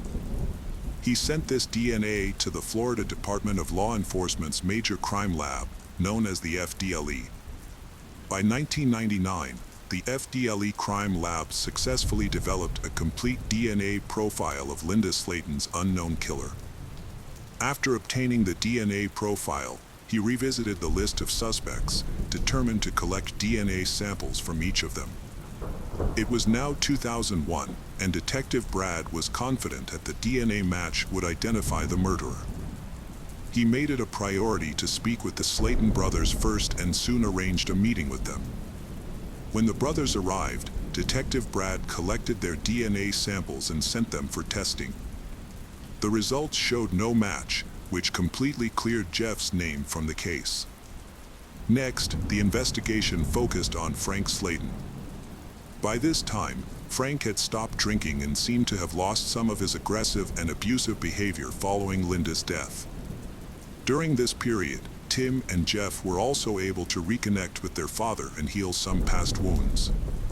Frank agreed to provide his DNA for testing, but it did not match the unidentified DNA profile that Detective Brad believed belonged to the murderer. In 2005, Detective Brad submitted the unidentified DNA profile from Linda Case to the FBI's National DNA Database, where it was regularly compared with new DNA samples. Throughout his investigation, he eliminated dozens of suspects using DNA evidence. However, he retired in 2015 after dedicating 17 years to the Linda Slayton. After Detective Grace, Linda Case was handed over to new detectives Tommy Hathcock and Russell Hurley.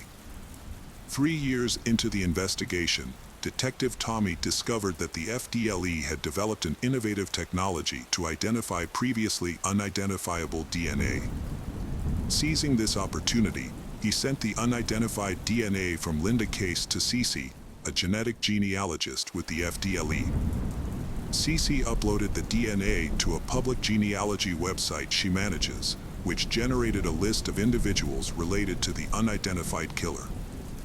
She then gathered information from birth and marriage certificates, obituaries, and social media to construct a genetic family tree. As the investigation progressed, Cece developed 3 branches of the family tree for the suspect, ultimately pinpointing the individual most likely responsible for Linda's murder. The DNA profile strongly indicated that he was indeed the murderer. The situation took a surprising turn that even shocked Tim and Jeff. The photo hanging on Tim's bedroom wall featured Joseph, commonly known as Coach Joseph, standing just above his shoulder. After learning the killer's identity, Detective Tommy and Russell investigated Joseph's background. They found a history of crimes, including grand theft through forgery of a will.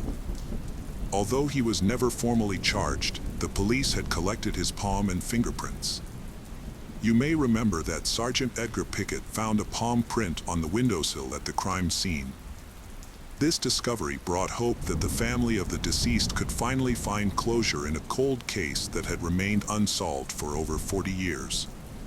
Investigators compared the palm prints taken from Linda's windowsill in 1981 with Joseph's palm print and found a match. However, they still needed to compare a recent DNA sample from Joseph with the DNA from Linda Case. They decided to obtain his DNA for testing without his knowledge. The investigators took garbage bags from Joseph's house and examined them at the police station for potential DNA evidence. Among the items, they discovered a piece of medical adhesive tape, which they sent to the crime lab for analysis. While waiting for the DNA results, the detectives further explored Joseph's personal life. He had lived in Kathleen, Florida, for most of his 58 years, just 30 minutes from the crime scene. Joseph had children and grandchildren, and they also got married. After nearly 2 weeks, the crime lab results confirmed that the unknown DNA found matched Joseph's DNA on the medical adhesive tape. Consequently, in December 2019, detectives arrested Joseph and brought him in for questioning. In 1981, Joseph was around 20 years old when he committed a crime. The day after the murder, the police spoke to him over the phone. During this brief call, Joseph claimed he had dropped Tim off after football practice on September 3, 1981, the night before the murder. Despite this, the police did not consider him a suspect at the time. Joseph also told investigators that Linda had invited him over for consensual sex, but the detectives knew this was not true. They suspected that Joseph had been targeting Linda prior to the murder because he frequently picked up Tim for football practice and dropped him off at his home afterward. Additionally, Joseph lived nearby, which raised further suspicion. On the night of September 3, 1981, Joseph dropped Tim off at his house after football practice. Later that evening, when no one was home, he returned to the house and broke in through Linda's bedroom window. He hid in her closet and waited for her to go to bed. Once she was asleep, he attacked her, sexually assaulted her, and ultimately strangled her with a wire hanger from the closet. Joseph pleaded guilty to first-degree murder and sexual battery. During his sentencing, Linda Slayton's family confronted him, asking why he killed her. One family member expressed their pain, saying, "I just want to know why. Why did you take my mom away?" Joseph only replied, "I am a good person," and did not apologize or explain his actions. The judge sentenced Joseph to life in prison without the possibility of parole. Although the Slayton brothers find some comfort in knowing that Joseph will never be released from prison, they are furious that he enjoyed years of freedom while they grew up without their mother. For Tim, this realization was shocking, especially since Coach Joseph was a role model for him. He recalls that Joseph would often inquire about the case, asking if there had been any updates on finding the culprit. To stay under the radar, Joseph offered his assistance, making things easier for the boys during football practice. He'd ask us how the case was going. He wasn't probing for details, just wanting to know if there was any new information or leads. And I would say, no, nothing. Even now, Tim struggles to accept that the person he trusted most could be his mother's killer. He reflects, "I've had the killer's picture on my table at home all this time and never realized it." Jeff, who is still grieving, often wonders what life would have been like if Linda were still alive. Tim and Jeff have stayed very close after the incident. They often visit their mother's grave, and on the anniversary of her death, Jeff always lights a candle. Despite everything they've been through, they continue to live life to the fullest in her memory. The case of Tristan Borlase. Jeffrey Borlase, Tristan's father, was born on April 16, 1975. He was the pastor of the Conservative Baptist Bible Fellowship Church, a Protestant religious movement with Mennonite roots. Tristan was raised in an environment where personal piety was of utmost importance, and there was a constant sense of being under the strict and watchful eye of God. The foundation of his upbringing was the serious and careful study of the Bible, regular church attendance, and moral instruction. Any form of entertainment, even laughter and colorful clothing, was frowned upon. Good works, charity, missionary work, love for enemies, and the renunciation of all kinds of violence were considered virtuous. Jeffrey was raised by his father, Pastor Harry Boras, and developed a kind, loving, gentle, and patient personality. As a young man, Jeffrey got a summer job at the Big Surf Water Park in Missouri. On his first day, he met Tanya, a charming and meek girl of the same age. They shared similar views and upbringings, having grown up in families where Christian values were paramount. Tanya, a patient, humble, and selfless girl, saw in Jeffrey an ideal future husband and caring father. She gave him a picture of an elderly couple holding hands, saying that would be them one day. Kathy, Jeffrey's mother, fervently prayed that God would bless her son with a wife who loved the Lord wholeheartedly.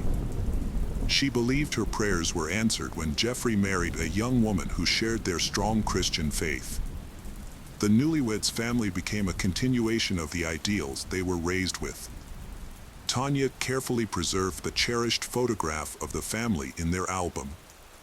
Soon, the young couple welcomed their first child, a delightful daughter named Taylor.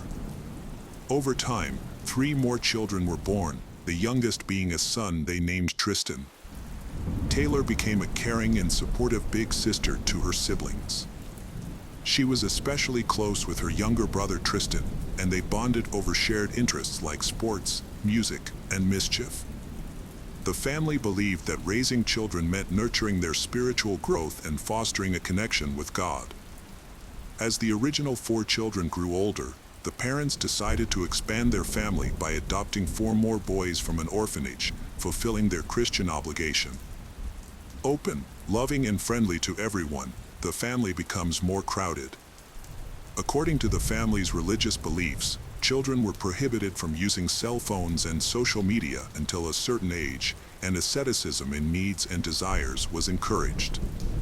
The children were prohibited from dating girls until the end of high school, that is, until the age of 18. The study of the Bible and other religious matters were mandatory, otherwise, the children would grow up like any other child. The parents did not distinguish between their native and adopted children. They all received the same attention, care, and affection. Tanya created a harmonious atmosphere and carefully monitored the internal order and relationships between siblings. She prayed a lot and did good deeds. Jeffrey and Tanya believed that virtue should be cultivated through their own actions, and they taught their children mercy through example. When the people of Haiti were hit by a hurricane, Tanya sold her expensive wedding ring and sent the money to a foundation that was building homes for the victims. In exchange, she bought a simple and cheaper ring. In 2015, Taylor graduated from high school and moved to Boone to attend Appalachian State University. This event left Tristan deeply saddened. He was left alone. Tristan had rebelled against the restrictions imposed on him since childhood and disagreed with his parents' religious beliefs.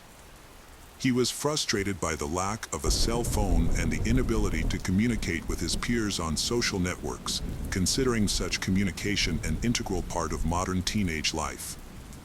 After Taylor's departure, conflicts with his parents became more frequent. In December 2017, there were positive changes in the family's life. Jeffrey, his wife, and their children moved to a new house with a large lot in Deep Gap, Watauga County, North Carolina. The house was located on a dirt road leading into a wooded area and was significantly more spacious than their previous residence. The new home was just under 2 miles from Tanya's mother, Robin's house. The proximity made Jeffrey easy to go to her for help with the younger children whenever needed.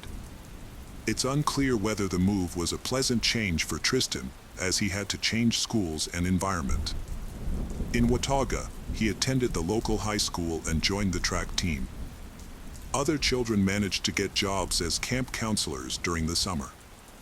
At first glance, it might seem like there were no issues in the Borlase household, but that wasn't the case. Tristan's behavior became increasingly concerning over time. In 2018, the school required several consultations with a psychologist to address issues with anger management and impulsive behavior. By 2019, when Tristan was in high school, he began to struggle with certain academic subjects, despite his strong abilities. These academic difficulties only worsened as time passed. The transition had transformed Tristan from a diligent, engaged student to an indifferent, withdrawn teenager who lost interest in his studies. Tristan started skipping classes a lot and showed no interest in learning. During lessons, he would put on his headphones and look checked out. Some teachers tried to help him, but he remained indifferent and unengaged.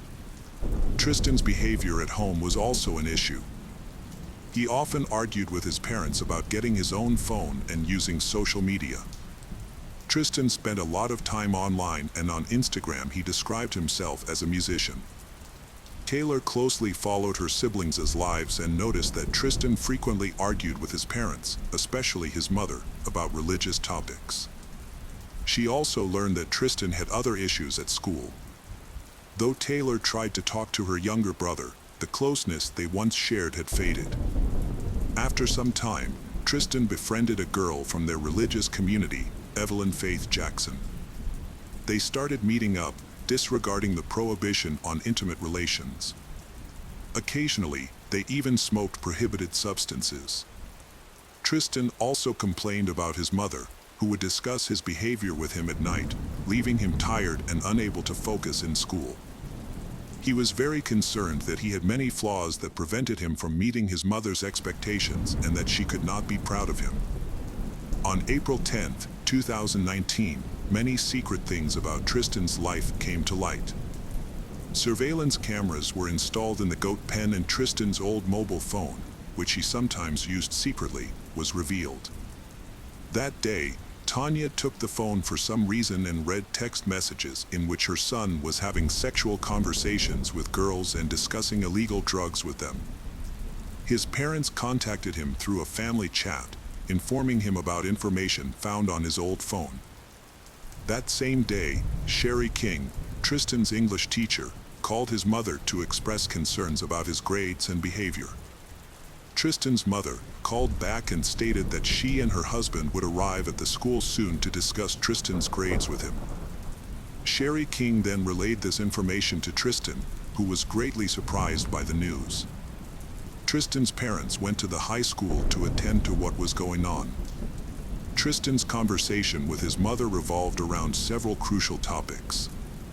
They discussed the importance of academic success, maintaining appropriate relationships with girls, and the dangers of illegal drugs.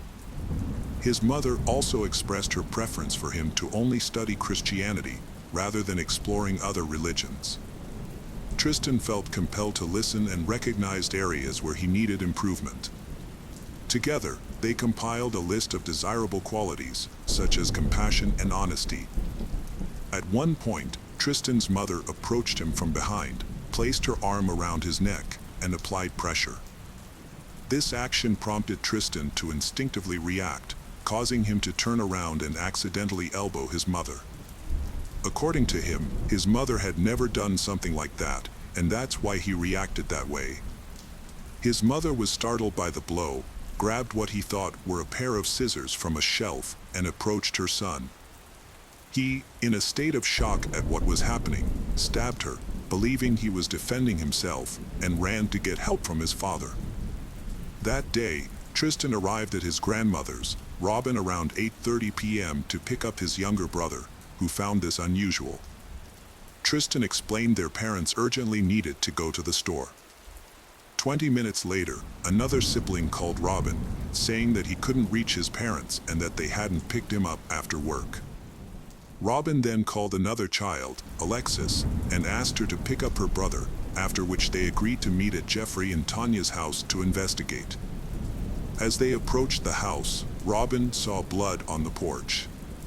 Inside, blood was everywhere. Alexis found a body under the hammock and saw Tristan with blood on his face fleeing. Alexis called emergency services, who advised the family to lock themselves in the car until the police arrived. The police arrived 10 minutes later. After waiting and talking to officers, they were taken to the station and informed that Jeffrey and Tanya had been found dead. Tristan contacted his girlfriend Evelyn and came to her place. She noticed that he seemed concerned and had some scratches on his forehead and arms. However, Tristan assured her that he had just had an argument with his parents and got the scratches from playing with his dog. Evelyn described Tristan's injuries as 3 scratches on his forehead, a wound on his hand, a cut on his finger, and a bruised fingernail. Tristan posted a photo of his injuries on Snapchat right after the incident, claiming he was hurt by his father's dog. His girlfriend confirmed that the photo matched the injuries she had observed on him that evening. Tristan spent the night at his girlfriend's place, and the next morning, they went to Walmart and McDonald's, initially planning to go to school but then changed their minds. Evelyn believed that Tristan wanted to get away from his parents for some time, so she offered for him to stay with one of her relatives. Tristan agreed, and they traveled to another state. On April 11th, the sheriff's office personnel obtained access to the video surveillance system at the Borlase home. They reviewed the footage and learned the details of the crime. Police then obtained a warrant for Tristan's arrest and reported details of the vehicle he allegedly used to commit the crime to the National Crime Information Center. Inspector Matthew receives information that Tristan has been seen in Tennessee and begins the process of arresting him. Tristan was driving a car with Evelyn when he noticed blue police lights following them. He sped up in an attempt to evade the police. However, he eventually pulled over and the car was surrounded by police cars. Evelyn was confused to see her boyfriend being handcuffed and taken away in a squad car. During his interview with investigator Matthew on April 11, 2019, Tristan remained calm and cooperative. He confessed to the crime and provided a detailed account of his actions, at times becoming emotional. Tristan Borlase, a month away from his 18th birthday, was taken into custody without bail. The sheriff's office obtained a warrant to investigate Tristan's Snapchat account and 5 of his cell phones, which may have contained information related to the crime. A search warrant was also issued for the Orchard Road home, where detectives found various items, including another phone, a keyboard, a pen from a safe, paper cups, a hammer, a straw, knives, a red-stained swab, eyeglasses, a kitchen towel, a hammock, a digital video recorder, a rug, and miscellaneous papers, South Dakota cards, and boots. Additionally, a search warrant was issued for the Ford F-150 truck, and a red-stained swab, laptop, computer charger, and steering wheel cover were seized. A warrant was issued to search the home of Tristan's girlfriend in Boone, where he was spending the night. Investigators seized a pillowcase, a zippered sweatshirt, and a notebook from the house. Funeral services for Jeffrey and Tanya were held on April 17, 2019, at Bible Fellowship Church, officiated by Pastors William and Brad Gray. The children, despite the devastating loss of their parents at a young age, found the strength to write a touching obituary. Our parents never got the opportunity to live for themselves because they always lived for us. Jeffrey and Tanya have always been an incredible joy to their parents and always a source of pride. Our parents made the world a better place, and we hope to continue that legacy by passionately loving people and pursuing Jesus. After the funeral, Taylor visited her younger brother in prison for the first time and was unpleasantly struck by his behavior. Tristan not only showed no remorse, but even tried to blame the family for what had happened. It seemed to her sister that he was convinced he would regain his freedom sooner or later. Taylor felt disgusted, turned around, and left. Her second visit took place on May 11th, on Tristan's birthday. This time she came with Robin, but the meeting did not differ significantly from the previous one. Her brother boasted about the celebration that had been held in his honor in the prison for his birthday. Taylor found his behavior unacceptable, especially since her parents had tragically passed away. After this visit, the family decided to cut off all contact with Tristan. According to the neighbors, they heard loud screams on the Borlase home. After the incident, Tristan returned to the house and vomited, which, according to the psychologist's opinion, indicated severe stress rather than cold-blooded, calculated murder. However, the jury disagreed with the psychologist's assessment. They had access to the forensic medical examiner reports presented at the trial. Jeffrey's autopsy report noted multiple stab wounds to his left chest and back, slash wounds to his arms and hands, as well as abrasions to his skull and forehead. Tanya's autopsy report indicated that she suffered multiple stab wounds, including to her left chest, back, and arm, as well as injuries that may have been sustained when her neck was compressed. The results suggest that the parents were defending themselves, not attacking. The psychologist concluded that Tristan Borlase was mentally sane at the time of the crime, but he was experiencing a severely impaired cognitive state, including depersonalization, derealization, and a feeling that the events were unreal. However, the court and jury rejected the psychologist's opinion, finding Tristan to be a skillful manipulator and a socially dangerous individual. The trial began on February 16, 2022. During the trial, Tristan expressed remorse for what had happened. He agreed with everything his family had said about him and supported the decision for a permanent restraining order so that the family would feel safe. On March 3rd, Tristan Borlase was sentenced to life in prison without the possibility of parole for each count of first-degree murder. Hakeem Horn, the judge, acknowledged that Tristan Borlase's mental health issues were a somewhat extenuating circumstance.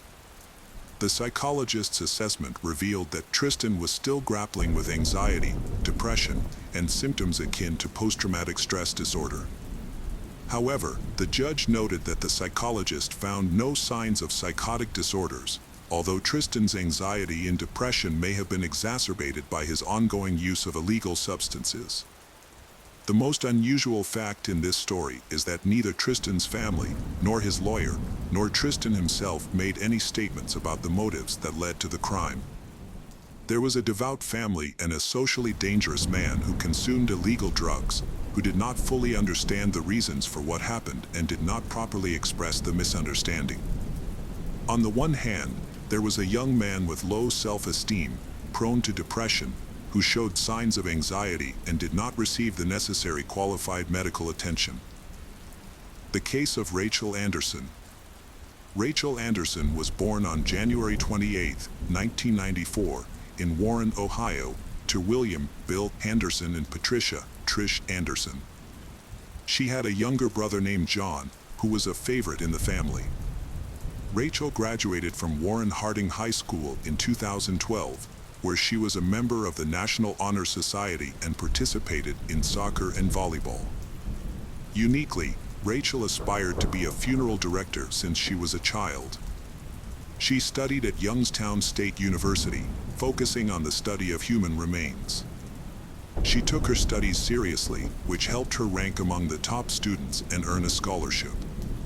Afterward, she attended Cincinnati College of Mortuary Science, graduating in 2016 with a Bachelor of Science in Mortuary Science. Following her graduation, Rachel joined the Ohio Funeral Directors Association and moved to Columbus to begin her internship at Shaw Davis Funeral Home. She approached her work with deep respect and felt a responsibility to support and assist the families of the deceased. Rachel's internship was nearing its conclusion, and she aspired to secure a permanent position at the Bureau. Unfortunately, her hopes for the future were abruptly shattered. On January 29, 2018, the staff of Shaw Davis Funeral Home was alarmed by the absence of everyone's favorite assistant, Rachel, at work. She did not answer the phone, which worried them because she was very responsible and took her work seriously. The department head asked a coworker to go to Rachel's apartment to check on her and find out why she had been absent in silence. He went to her apartment, but no one answered his knock or call. He contacted the manager of the apartment complex, but this attempt was unsuccessful, as it was only possible to enter the apartment with the tenant's permission. Her colleague then called the police to the residence of She. When they went inside, they found nothing scary. The apartment looked completely normal, except for the leftover food on the table. Noted that Rachel, who adored order, couldn't leave food without putting it away in the refrigerator. This caught the attention of her coworker, who insisted on a more thorough inspection of the apartment in the presence of police officers. During the inspection of the bedroom, he tried to look in the closet, but when he wanted to open the door, he thought something was wrong. With effort, he yanked the closet door open and screamed. Hidden inside was Rachel's bloody body. Officer Frank Scaney called forensics, and the apartment complex area was cordoned off. In her own apartment, Rachel Anderson's bound body was discovered in a bedroom closet. She was stripped to the waist and partially wrapped in a blanket. Her head was wrapped in a shirt, and a black article of clothing was tied around her neck, with part of the fabric stuffed into her mouth as a gag. The autopsy of Rachel Anderson revealed the horrific violence she endured that night. She had been both strangled and stabbed. The examination showed that she suffered a cut on her scalp and fractures at the base of her skull. A stab wound penetrated the back of her neck and extended into the left side of her brain, applied with such force that it shattered part of her skull. Additionally, the autopsy confirmed she was strangled with a cord from an electric blanket, which led to bleeding in her sternoclavicular muscles and eyelids and caused her eye blood vessels to burst. Forensic evidence showed that Rachel had bruises and red marks on her ankles and wrists, indicating she was alive when the suspect tied her up. A DNA sample was found on the rope and on Rachel's body. The coroner concluded that Rachel died from stab wounds to the head and neck, contradicting the previous theory that she had been strangled. After interviewing several employees from Rachel's workplace and her ex-boyfriend, who provided an alibi, the police investigated various theories related to the attack. Detectives returned to the victim's apartment to search for evidence about the attacker. They found Rachel's purse on the living room floor, but her purse was empty.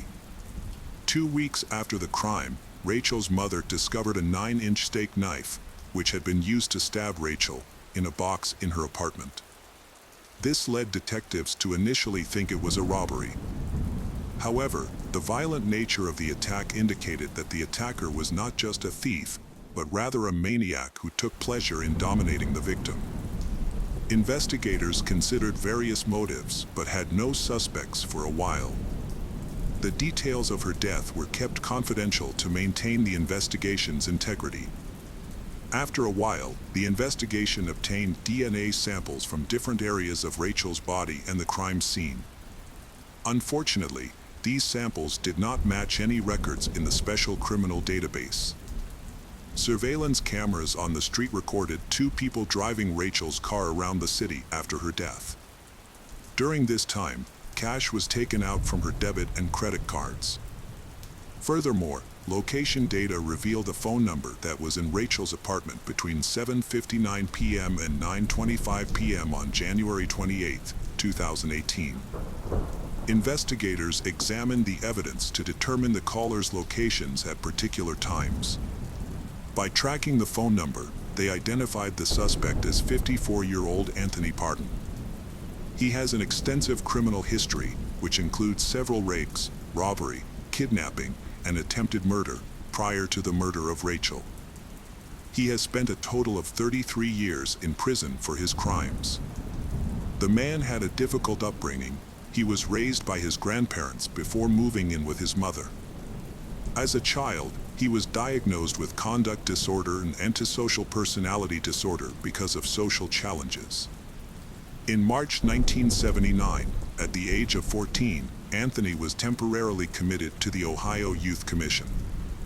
Later that July, he was placed under court custody and transferred to Franklin County Children's Services. By December of that year, he was again found guilty of making threats and was moved back to the Ohio Youth Commission, where he entered foster care. In 1980, Anthony was adopted by a family. He was charged with abuse involving the son of his foster parents. The son was 15 years old at the time of the incident, which occurred while Anthony was babysitting. His foster mother had gone grocery shopping. Anthony later informed the Columbus police that he committed the crime out of anger following an argument with his girlfriend. As a result, Anthony was placed under supervised probation as a minor. On November 13, 1981, 16-year-old Anthony was permitted to visit his girlfriend's mother, who was 39, to use the phone. Instead of asking for help, he threatened her with a butcher knife, assaulted her, and stole $100 from her purse. He then tied her hands and feet, gagged her, and put her in the trunk of his car. Anthony drove to Valleydale, where he untied her feet and threw her into the river behind the Valleydale Ballroom. When he saw that she was partially clothed and able to stay afloat, he waded into the creek and forced her head underwater. Luckily, she was rescued by a passerby who frightened Anthony away. The boy then escaped before the police came, using the money he had stolen from her to buy tennis shoes and workout clothes. In May 1982, at the age of 17, he was convicted of other crimes in Franklin and received a prison sentence of 5 to 25 years. During his time in prison, he committed several rule violations, such as possessing a weapon, setting a mattress on fire, and engaging in fights. Overall, he spent more than 24 years in prison for his crimes and was released in November 2006. After gaining his freedom, Anthony moved to Georgia and used a fake name to apply for jobs. In 2007, he was charged with forgery and convicted in Floyd County, resulting in a 9-year prison sentence. He was also sentenced to 20 years probation and required to wear an ankle GPS tracker. In June 2017, Anthony was released from prison and returned to Ohio. Due to an interstate agreement between Ohio and Georgia, he was monitored by the Adult Parole Authority and had to check in with the Sheriff's Department every 90 days. The Ohio Adult Parole Authority failed to provide a monitoring device as requested by the judge, citing concerns about the duration of supervision and budget constraints. As a result of this negligence, known criminal was allowed to roam free.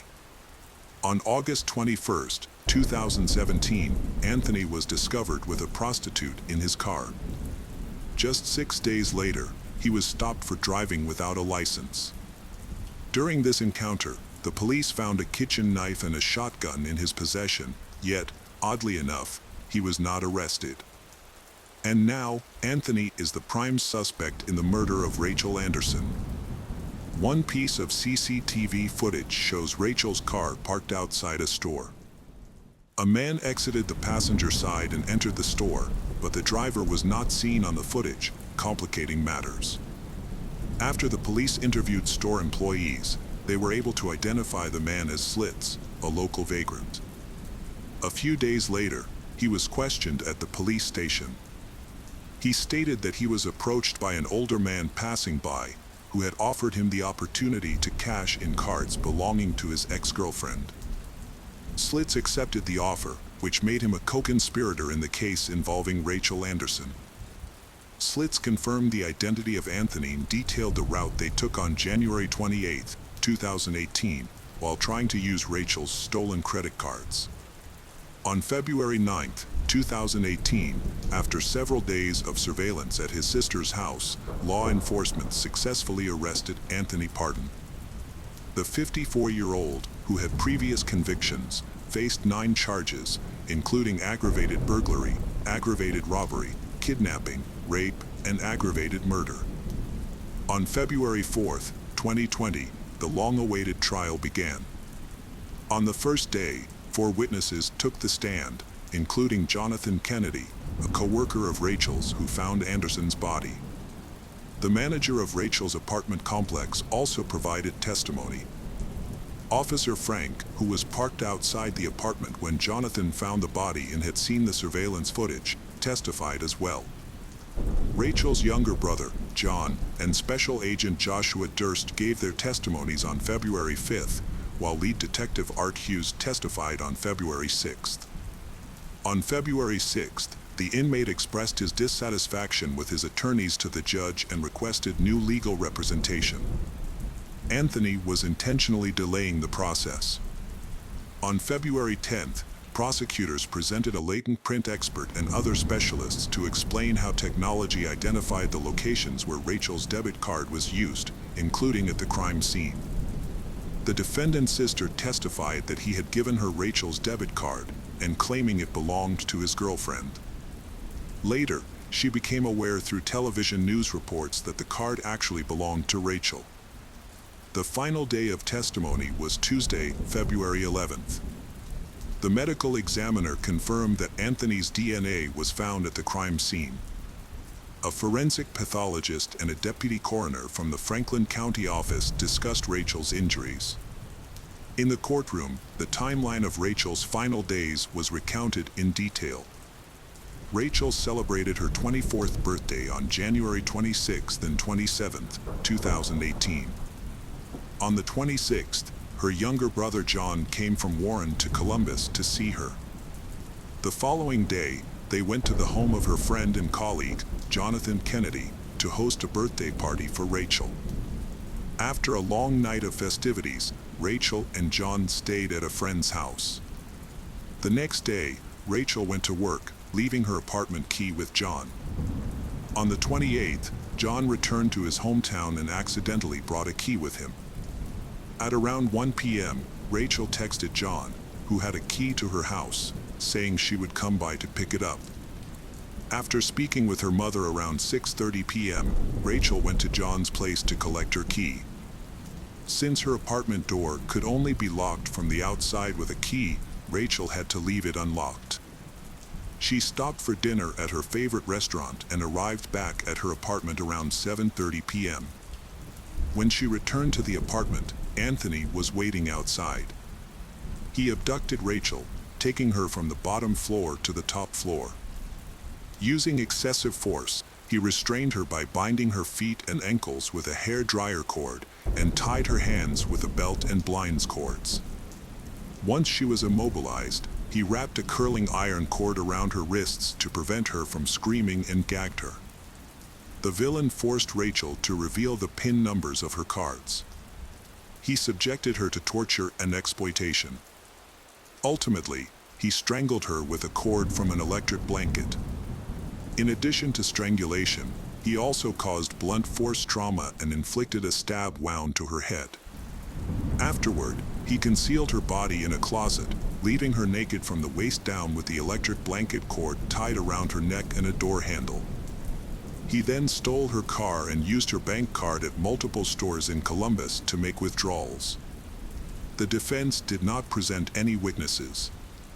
The final hearing took place on February 12th. The assistant prosecutor delivered the state's opening closing argument, outlining the sequence of events of the crime and telling the jury that Anthony killed Rachel in cold blood. In response, the defense attorney, Larry Thomas, admitted that Anthony had used the victim's credit cards but claimed that he was not responsible for the murder. He argued that the state's case relied heavily on speculation and that the DNA and cell phone evidence did not conclusively link Anthony to the crime. The jury, consisting of 4 men and 8 women, deliberated for about 6 hours over 2 days before finding him guilty on all counts. The prosecution pursued the death penalty for Anthony Pardon due to his involvement in the aggravated burglary that resulted in the death of Rachel Anderson, as well as his previous conviction for trying to murder another woman. Prosecutors decided against seeking clemency because of Anthony's extensive criminal record. The sentencing phase of the trial started on February 18th. The defense tried to reduce the severity of the sentence by highlighting Anthony's troubled childhood, but this argument was ineffective. Prosecutors argued that the seriousness of the crime outweighed any considerations for mitigation. Additionally, it was proven during the trial that Anthony was fully aware of his actions when he attacked Rachel. Anthony's mother, sister, a psychologist, and his former elementary school teacher all testified on his behalf. On February 19th, Anthony gave a 13-minute unscripted statement to the jury where he talked about his abusive childhood. He described the difficulties he faced after leaving prison, expressing feelings of hardship and helplessness. Anthony stated that the legal system had failed him and that he received no assistance. In his concluding remarks, he assigned blame to the justice system for his current state, without addressing the crime directly or offering an apology. On February 20th, after 3.5 hours of discussion, the jury was unable to reach a decision on whether to recommend the death penalty. Instead, they suggested a sentence of life in prison without the possibility of parole. The sentencing occurred on March 16, 2020. In court, Rachel's mother, Patricia, wept when the verdict was read. Her father, William, shared a statement reflecting on his experiences during the investigation over the past few years. He was shocked by the behavior of a violent criminal and repeat offender. In the final judgment, the judge sentenced Anthony to consecutive life sentences without parole for aggravated murder and violent crimes, plus 63 additional years for aggravated burglary, kidnapping, and robbery, among other offenses. Rachel Anderson was laid to rest at Pine View Memorial Park. Every year on January 28th, her loved ones light a candle in her memory and remember the cheerful, blonde-haired Rachel. She was a beautiful soul who would do anything for her friends. The case of Hannah Anderson. The Anderson family was a classic American household. Parents Christina and Brett worked hard to give their children, Ethan and Hannah, a comfortable life. Ethan enjoyed activities like fishing and racing video games with his friends, while Hannah, 16 years old, was into dancing, social media, and cheerleading. Like many teenagers, Hannah was carefree and unaware of the world's dangers, never imagining that harm could come to her or her family. However, their lives are about to face a tragic incident, as a sinister person was secretly watching them, waiting for the perfect moment to strike. Christina had a short marriage before meeting Brett. After her first marriage ended, she was lively and energetic, enjoying dance and fitness. She loved trying new things and was looking for someone special to share her adventures with. Brett was smart, hardworking, friendly, and kind, and the two quickly connected. Their friendship soon turned into romance. At the time they got married, Brett worked in the telecommunications industry. By the fall of 1996, Christina was pregnant with their first child. As the due date approached, The Andersons' three-bedroom townhouse was filled with anticipation and excitement from family and friends. On July 22, 1997, Hannah Anderson was born, instantly charming everyone with her bright blue eyes and light-colored hair. Her birth was a joyful occasion for the Andersons and their loved ones, marking an important milestone. Brett and Christina, known for hosting gatherings and barbecues, had created a close-knit group of friends and family. Brett's best friend, James Lee DiMaggio, was a significant part of the family, sharing many outdoor adventures with Brett. At first, Hannah would join her dad and Uncle James, but as she grew older, she started spending more time with her mother and friends. Ethan, on the other hand, enjoyed accompanying his dad and Uncle James on these adventures. Born on October 8, 2004, Ethan was a brave boy who loved learning about sports and fishing from his dad. During a difficult divorce, James found comfort and support in the kindness of the Andersons, who were always willing to help those in need. In 2009, he acquired a property in the Mountain Empire area of San Diego, California, about an hour from where the Anderson family lived. This is a picturesque two-story log cabin with a private three-car garage. The area was rural, with fewer than 400 residents, making it perfect for a hunting getaway. Once James had fully furnished and decorated the cabin, he invited Brett, Christina, and their children to use it as a vacation home whenever they liked. Brett was devoted to his job, often working long hours to support his family, which kept him away from home often.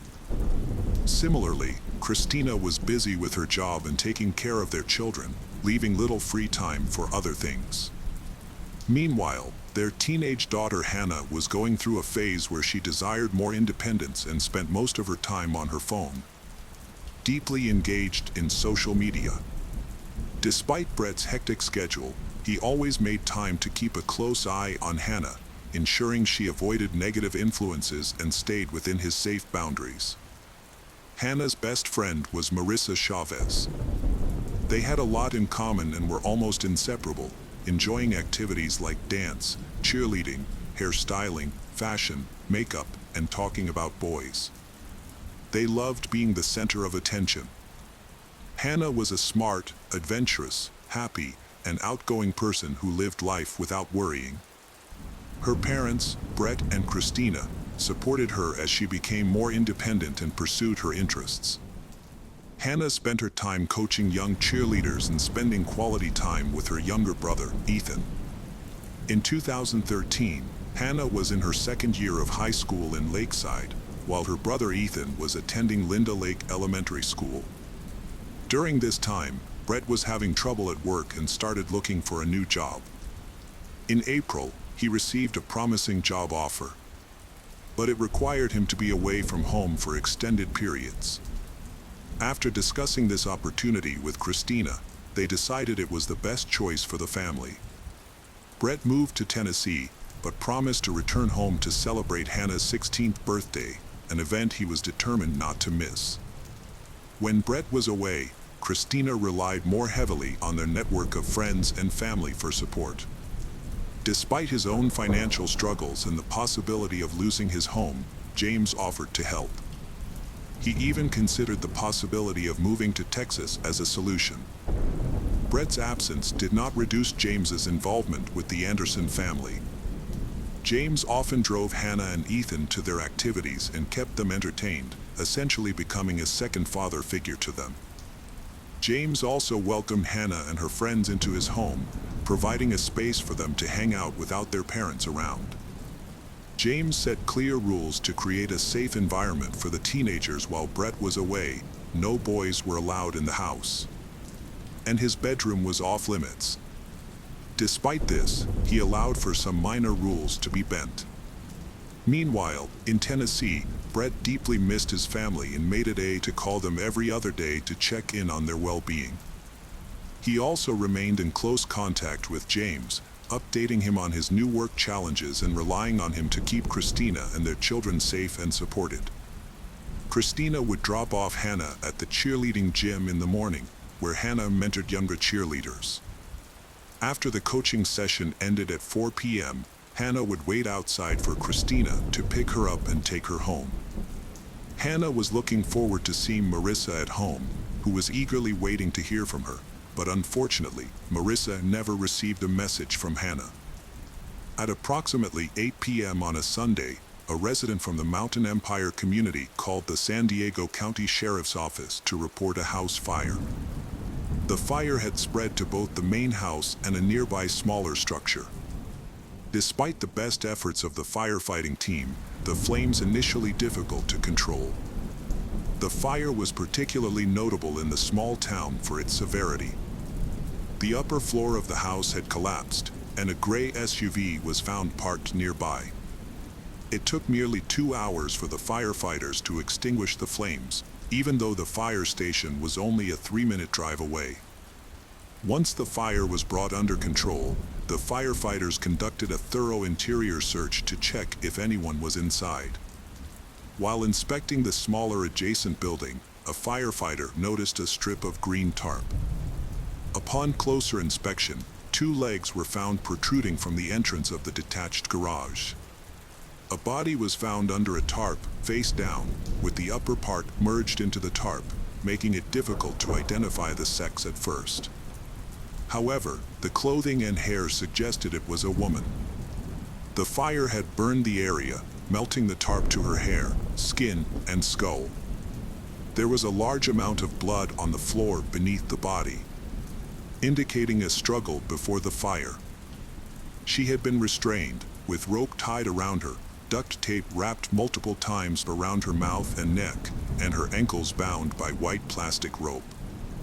A small brown dog was found hiding under a sleeping bag next to the woman's body. The license plate from the burned-out SUV was identified as belonging to Christina Anderson, leading to the assumption that her remains had been discovered. The medical examiner's examination revealed that Christina had suffered a severe throat injury. When the body was turned over, Brett was overcome with grief, still reeling from the news he had just received from the police, that his wife had been found dead in a violent manner. The shock was overwhelming as Brett struggled to comprehend how something so horrific could have happened to Christina, in their own garage, with no sign of their children or James. Brett felt a sense of helplessness, haunted by the fact that he was not there to protect his family when they needed him most. The discovery that their family dog, C, was also involved made the situation even more unbearable, leaving Brett to wonder how such cruelty could be inflicted on the ones he loved. When the investigation began, detectives have discovered that Christina Anderson, a 42-year-old woman, was the victim. Her 2 children, 16-year-old Hannah and 8-year-old Ethan, have all gone missing.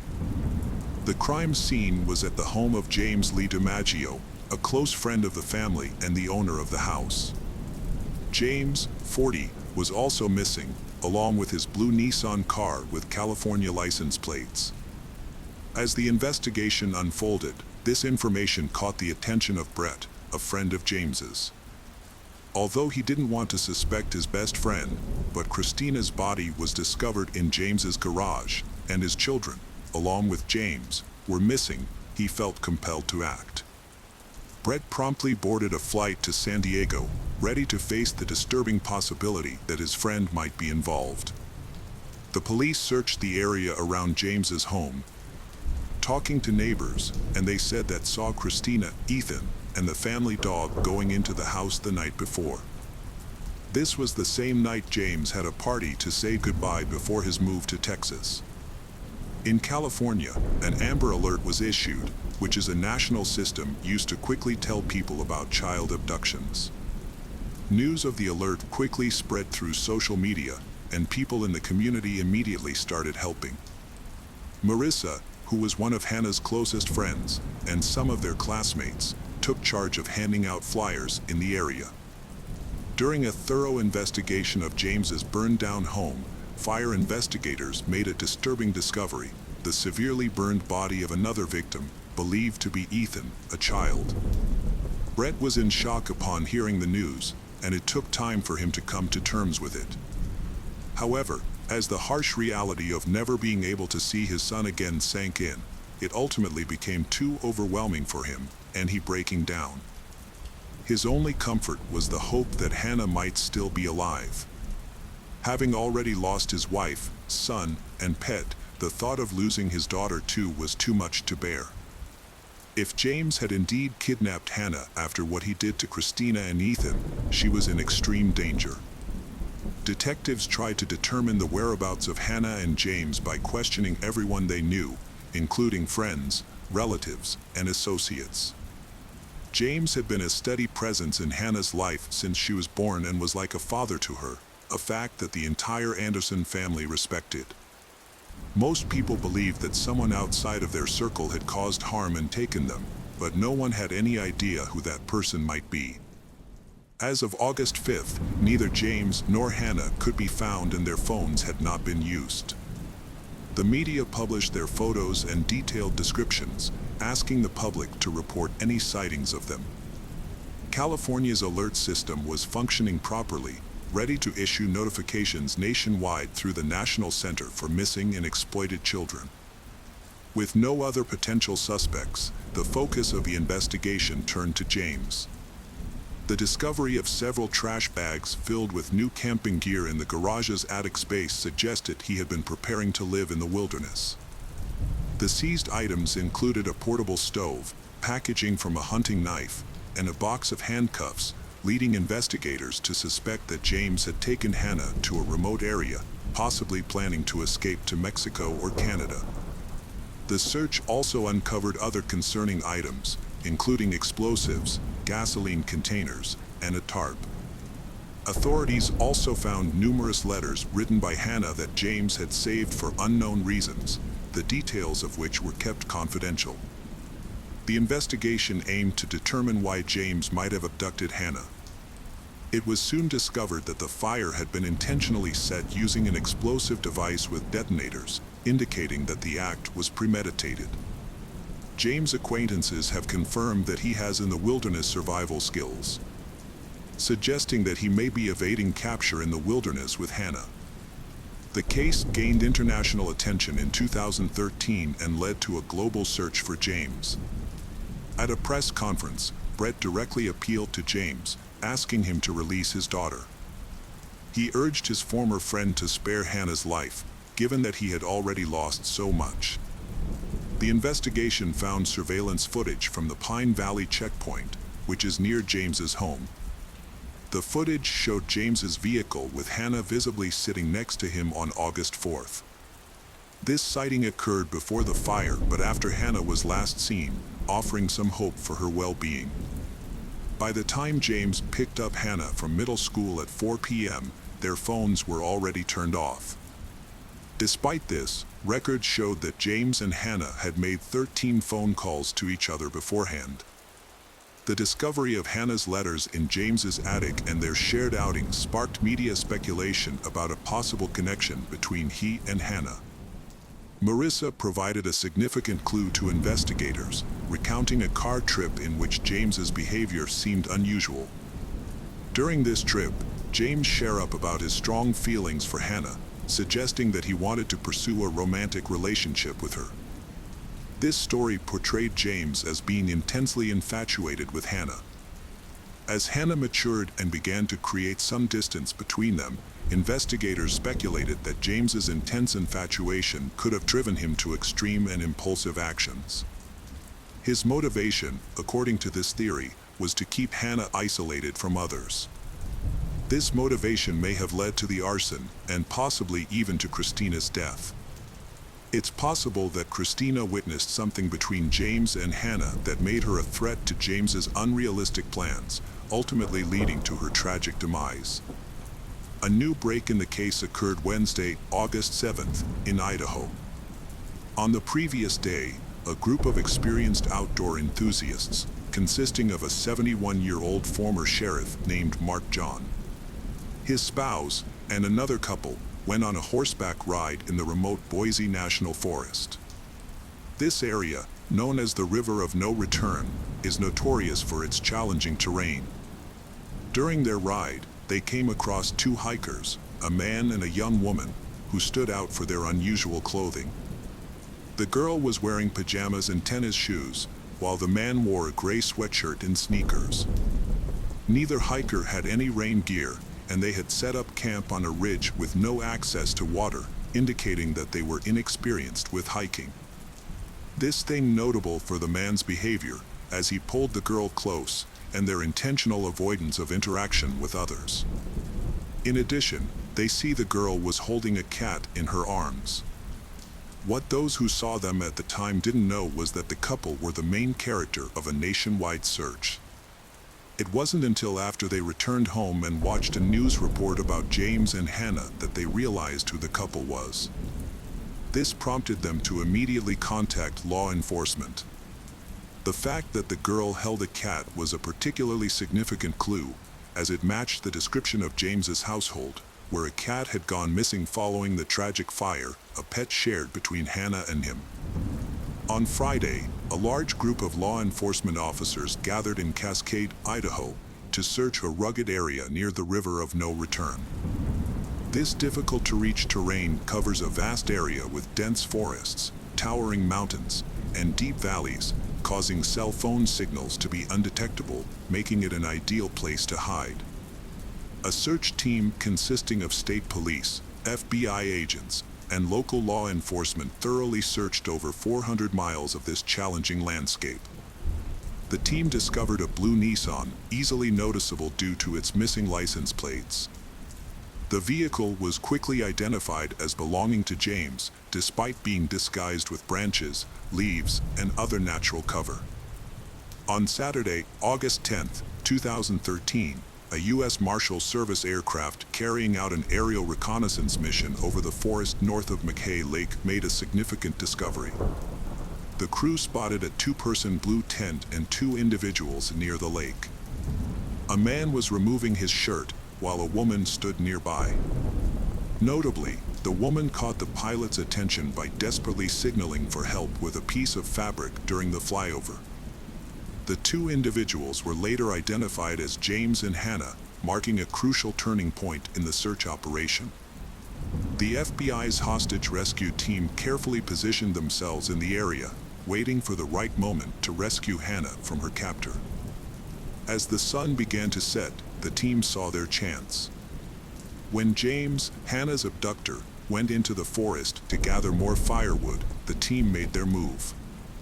Hannah quickly spotted and ran towards her rescuers. However, James, Hannah's captor, also saw the rescue team. He immediately fired his gun, and the team responded by returning fire. James was struck by multiple bullets and, despite attempts to save him, succumbed to his injuries. Once Hannah reached the safety of the rescue team, she seemed physically unharmed, but was visibly shocked. She clung tightly to the agents, her eyes fixed and her body trembling. The rescue team immediately flew Hannah to a nearby hospital in Idaho, where her father was waiting for her arrival. Unfortunately, before Brett arrived, the FBI shared devastating news with Hannah. Her mother and brother had not survived the fire. Hannah was now prepared to give a statement to the authorities about what happened, but without James to confirm her account, some details would remain unclear. Hannah recalled that the event started on August 3rd, when James hosted a farewell gathering at his home before leaving for Texas. Christina, Ethan, and their dog attended, but Hannah not to go. When Hannah found out that James would be picking her up instead of her mother, she felt uneasy. During the car ride, he got lost on the way to meet her, and Hannah had to call him multiple times to guide him to the correct location. Hannah initially felt at ease with James, as they shared laughter and jokes. However, upon entering his home, she noticed something odd. Her mother and younger brother were nowhere to be found, despite their belongings being scattered around. Her concern grew as she saw her mother's purse, still containing money and cards, abandoned on the floor. James's demeanor then changed drastically, and he presented Hannah with handcuffs, his eyes now empty and emotionless, as if someone or something else was controlling him. She had never seen him act this way before, and his sudden change was unnerving. James tried to reassure her that her younger mother and brother were safe, claiming they were in the garage with the dog and urging her not to worry. But after being forced to take several pills, Hannah eventually lost consciousness. Hannah woke up in James's car, surrounded by empty Red Bull cans. She soon fell asleep again, likely due to a sleeping medication. Earlier, James had threatened to retaliate if she tried to signal for help, leaving her fearful of attempting escape. Even in private moments, James kept a close watch on her while they were in the forest. Hannah found the thought of escaping nearly impossible due to the heavy rain, her inadequate clothing, and the discomfort of carrying a heavy backpack. Lacking wilderness survival skills, she felt completely hopeless and unsure of how to escape her situation. However, taking advantage of the opportunity when James was obscured by trees, she took the chance to signal for help to a passing plane from the U.S. Marshal Service. The question remains unanswered as to why Hannah was still wearing her pajamas, as it is known she was at school earlier that day. She spent several days recovering in a hospital before returning to San Diego with her father. The Anderson family struggled to protect Hannah from the invasive media attention she received. However, Brett Anderson, despite his own immense pain and loss, showed remarkable resilience. He felt comforted watching his daughter grow up and move on to a happy, fulfilling life. The case of Chauhan family. Amarjit Chauhan, the owner of Chiba Freight, a thriving fruit import business near Heathrow Airport. To those around him, Amarjit appeared to be a devoted family man and a kind employer, loved by his staff, and sharing a happy life with his wife and 2 young children.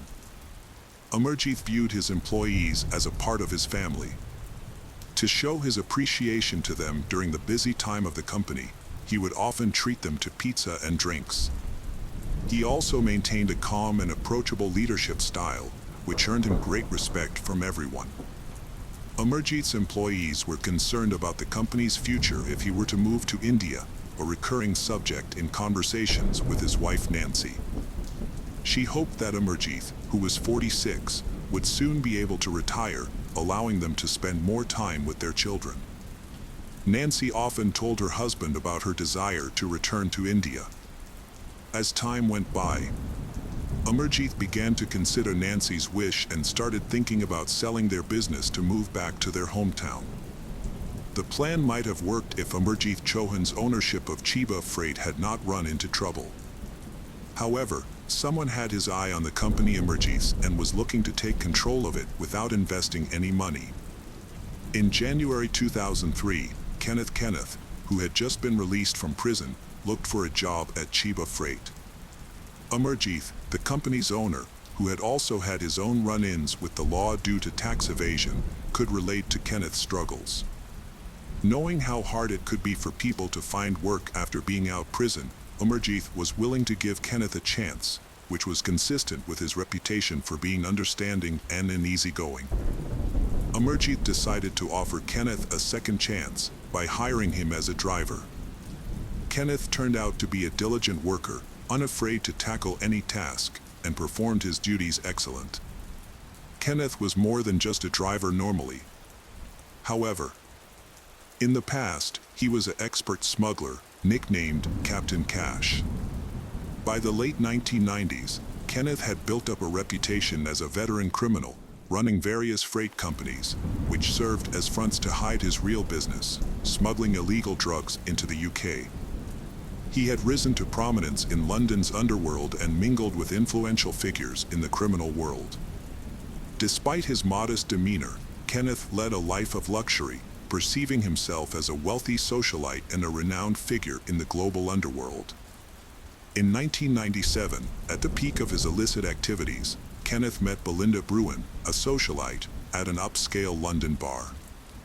He flaunted his wealth, driving a Mercedes and showering her with expensive gifts. She saw him as sophisticated and charming, albeit a bit rough around the edges, a man who impeccably showed off his luxury watches and wasn't afraid to display his wealth. Often seen carrying a briefcase full of cash, Kenneth believed this extravagant lifestyle would boost his social standing. Unbeknownst to her, Belinda Bruin drawn into Kenneth's world of crime and deception. Kenneth becomes intensely infatuated with Belinda.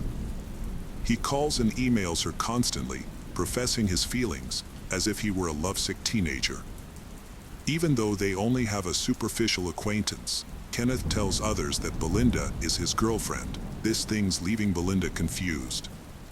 Kenneth was arrested on June 17, 1998, in possession of 25 kilograms of a white substance, which put him at risk of receiving a prison sentence of up to 18 years. However, Kenneth chose to cooperate with the authorities, and his testimony helped convict 12 major criminals. As a result, his own sentence was significantly reduced. 4 years later, Kenneth being released from prison, he found himself with nothing, no friends, no money, and his assets had been seized. When faced with these hardships, he moves into a small house with his father, determined to find the way to regain his lost wealth and status. Kenneth, looking to get back into the illicit drug trade, targeted Amarjit Chauhan's company Chiba Freight is the perfect stepping stone for his return. He carefully devised a plan to take control of the company, carrying it out so meticulously that no one suspected anything. Once inside the company, Kenneth learned from co-workers that Amarjit was considering selling Chiba Freight to move abroad. Seizing the opportunity, Kenneth approached Amarjit with a fake story, offering a deal worth $4 million to grab his attention. While Amarjit thought over the proposal, Kenneth continued with his plan, seeking to use Chiba Freight for more than just business. Meanwhile, Kenneth also set his sights on Belinda, who had moved to Devon to escape him during his time in prison. He reached out to her again with a business proposal, knowing she was struggling financially. After her husband left, she was shouldering their responsibilities alone, finding it increasingly difficult to afford her house, the mortgage, and the high costs of sending her children to a private school. When she responded, Kenneth told her about his plan to take over Chiba Freight and suggested she join the company as a director. Despite lacking experience, he offered her a salary of $54,000 for working only 2 days a week, amounting to $68,000 per year. Belinda took advantage of the opportunity and negotiated a higher salary of $72,000, nearly $9,000 more, which Kenneth agreed to without hesitation. Kenneth to visit Belinda at her rural home in Devon under the guise of discussing a job. To justify these visits, he made up reasons, such as needing her signature on a document or help with paperwork. However, Kenneth's real interest lay in the land surrounding Belinda's home, an interest that soon became clear. He began to express concerns to Belinda about the condition of the path leading to the house, suggesting various improvements. These included removing certain trees, building a wall with electric gates, and installing a drainage system. At first, it seemed Kenneth was motivated by a desire to beautify the property for Belinda's benefit. But this might not have been his true intention. In February, Amarjit made a critical decision regarding the future of his company. He chose to engage with buyers to discuss a possible sale. Before leaving, Amarjit informed his employees that he would be visiting Stonehenge, but gave no further details. Additionally, he promised to keep them personally updated on the progress of the sale company. Unfortunately, this meeting would be the last time his employees saw him, and his unexplained disappearance soon became a matter of concern. On a Monday morning, the staff of Chiba Freight gathered together, only to be met with a shocking announcement. Kenneth unexpectedly introduced Belinda as the new owner of the company, catching everyone off guard and raising many questions. The employees were left wondering what had happened to Amarjit, why he hadn't said goodbye, and what the future company. Then, Kenneth presented a letter that he claimed was from Amarjit. According to the letter, Amarjit had decided to sell the company due to poor health and was relocating abroad with his family. Notably, the staff confirmed that the signature on the letter belonged to Amarjit. The company's success and surge in orders left the team too busy to worry about what the future held. As a result, they stopped discussing their concerns and focused on their work. Belinda was given a desk and computer in the office and started studying the company's finances as instructed by Kenneth. However, she felt unwell on her second day and decided to leave for her home in Devon without waiting for Kenneth's approval. When she arrived, she was shocked to see an old, run-down Jaguar parked by the road and two men, William Hornsey and Peter Rees, who were associated with Kenneth, digging a drainage ditch on her property. This unexpected discovery made her extremely uncomfortable. Belinda confronted Kenneth as soon as he arrived at her property, expressing her frustration and anger over the unauthorized excavation work he had done. She told him she didn't need a drainage ditch, but Kenneth claimed that he did it just to surprise her and assured her everything would be sorted out by summer. However, their plans were put on hold when the Metropolitan Police started a new investigation into the situation. In 2003, Kenneth, who had previously been convicted for drug trafficking, are rebuilding his luxurious life. After Amarjeeth, the former owner of the Chiba Freight, disappeared, Kenneth took over the company, using it as a cover for his smuggling operation. For 5 years, Kenneth had secretly admired the Belinda, and now that she was involved in his operation, it seemed like all his dreams were coming true. But the foundation of his empire was about to be exposed.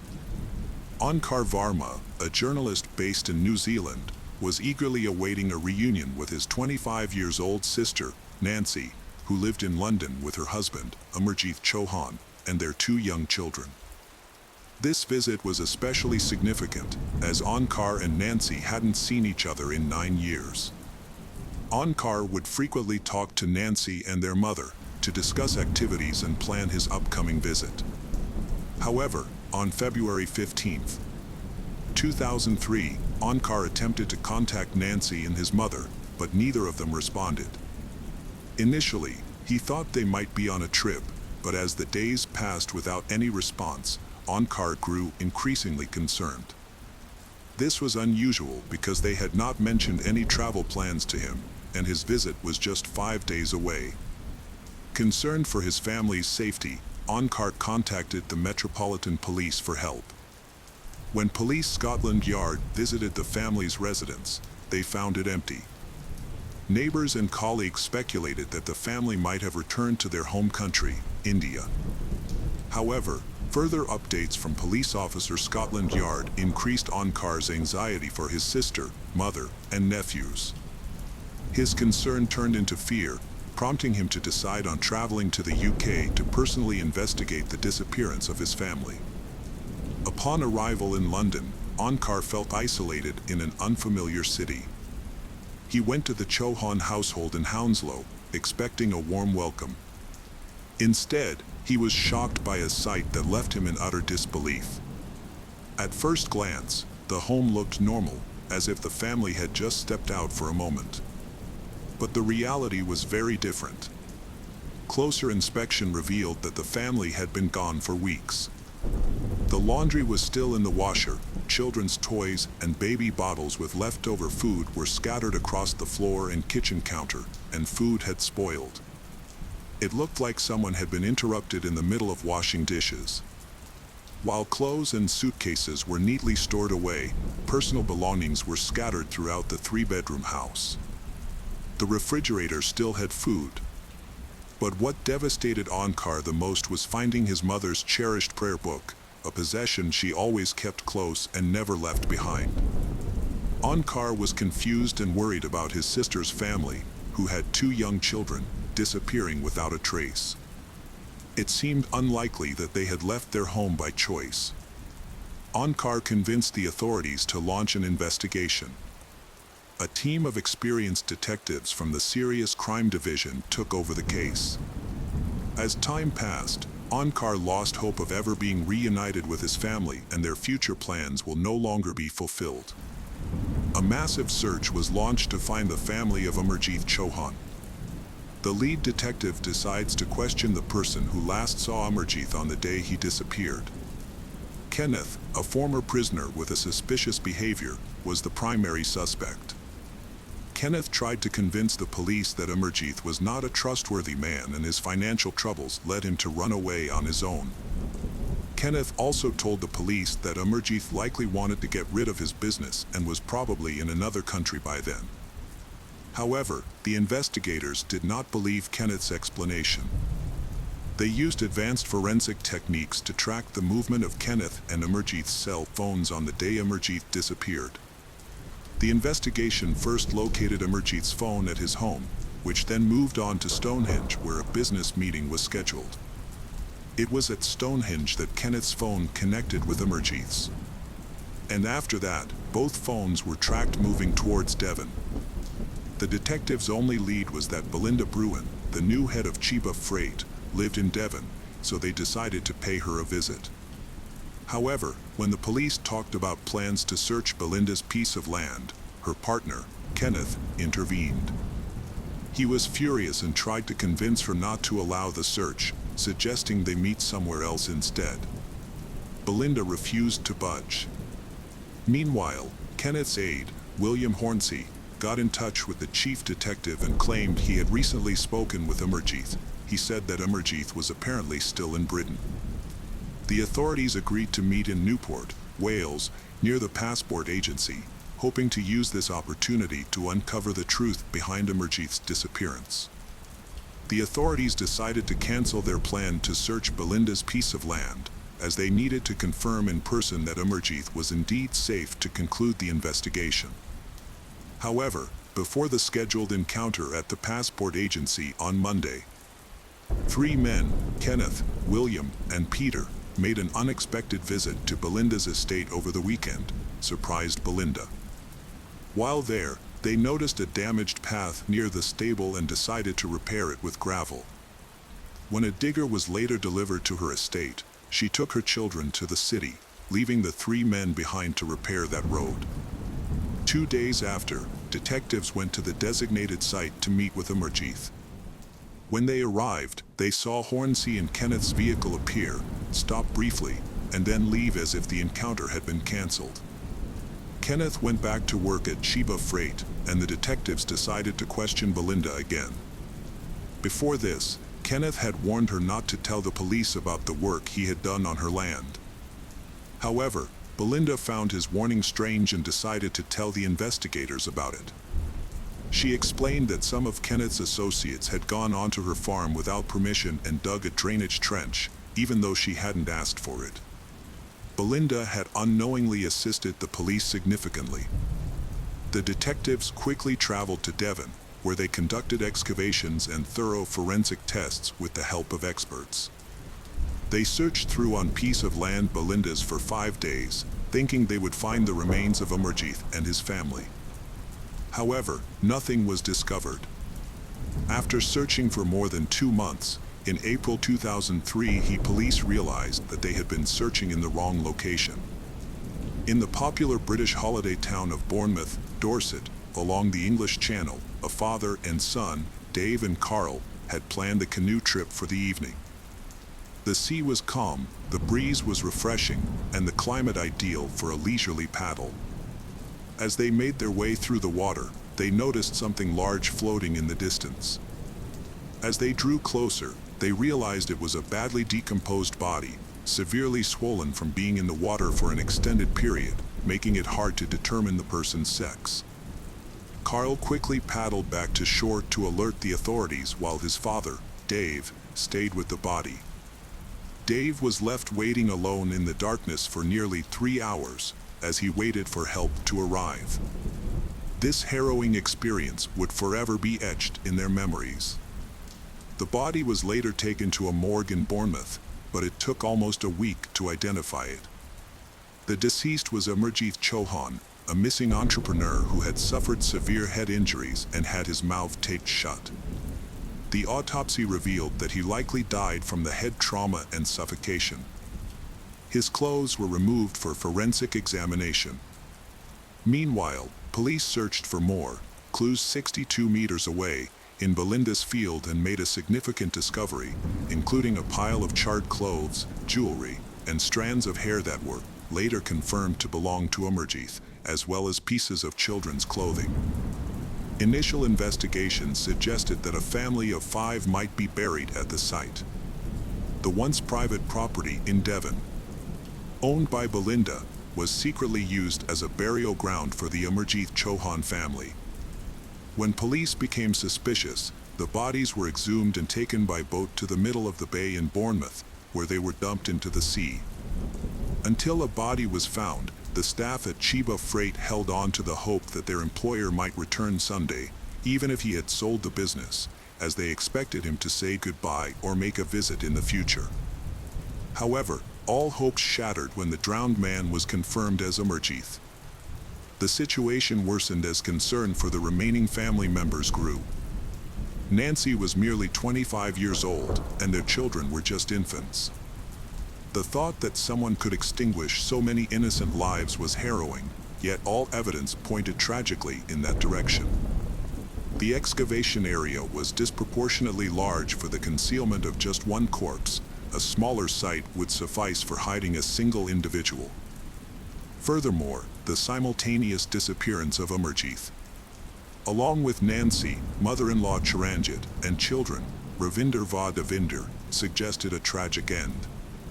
The investigation becoming a high-priority case because very serious crimes.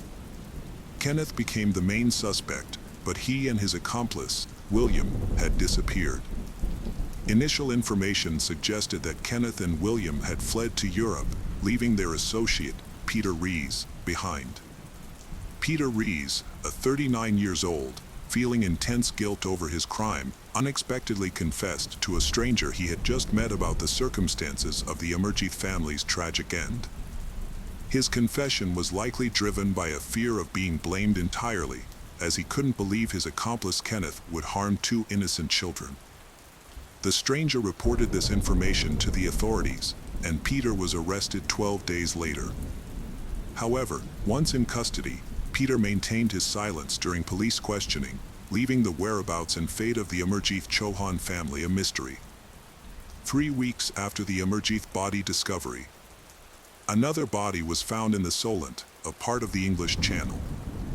Onkar was asked to identify the remains, which he recognized as those of his older sister, Nancy, despite the significant decomposition.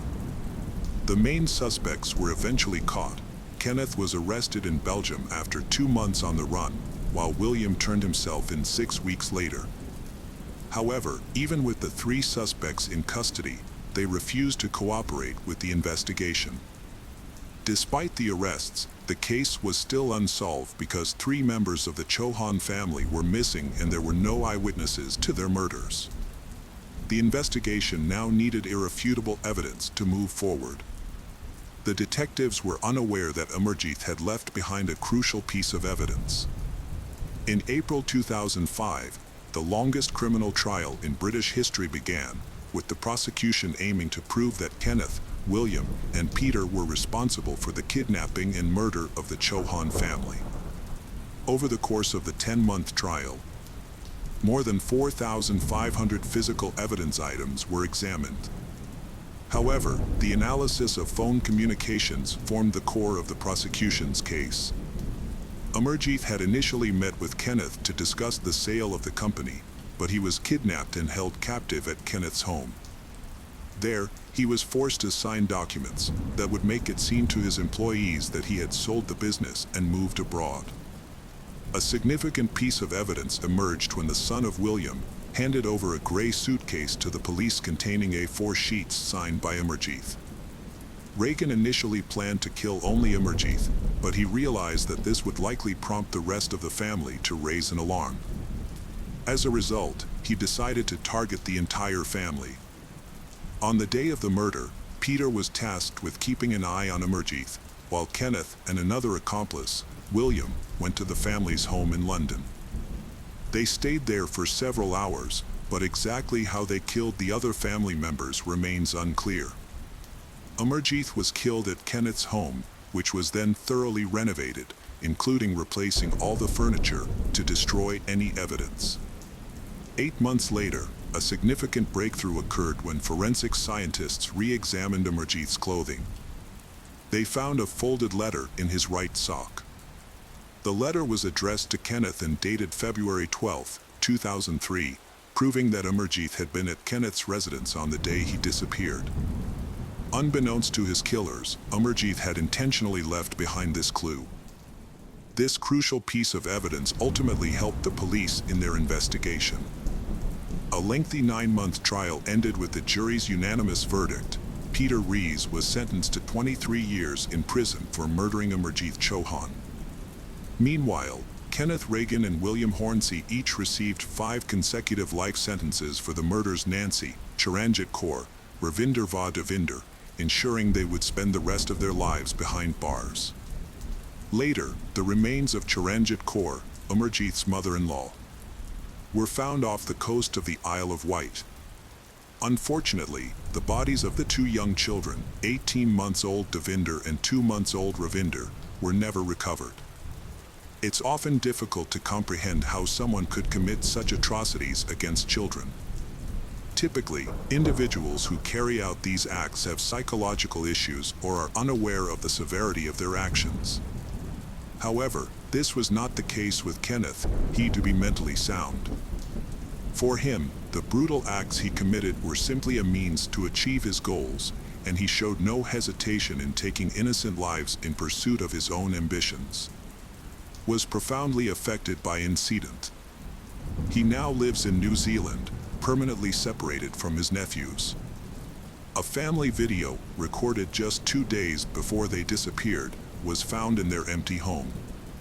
This heartbreaking video is the last remaining testament to a once joyful family torn apart by tragedy.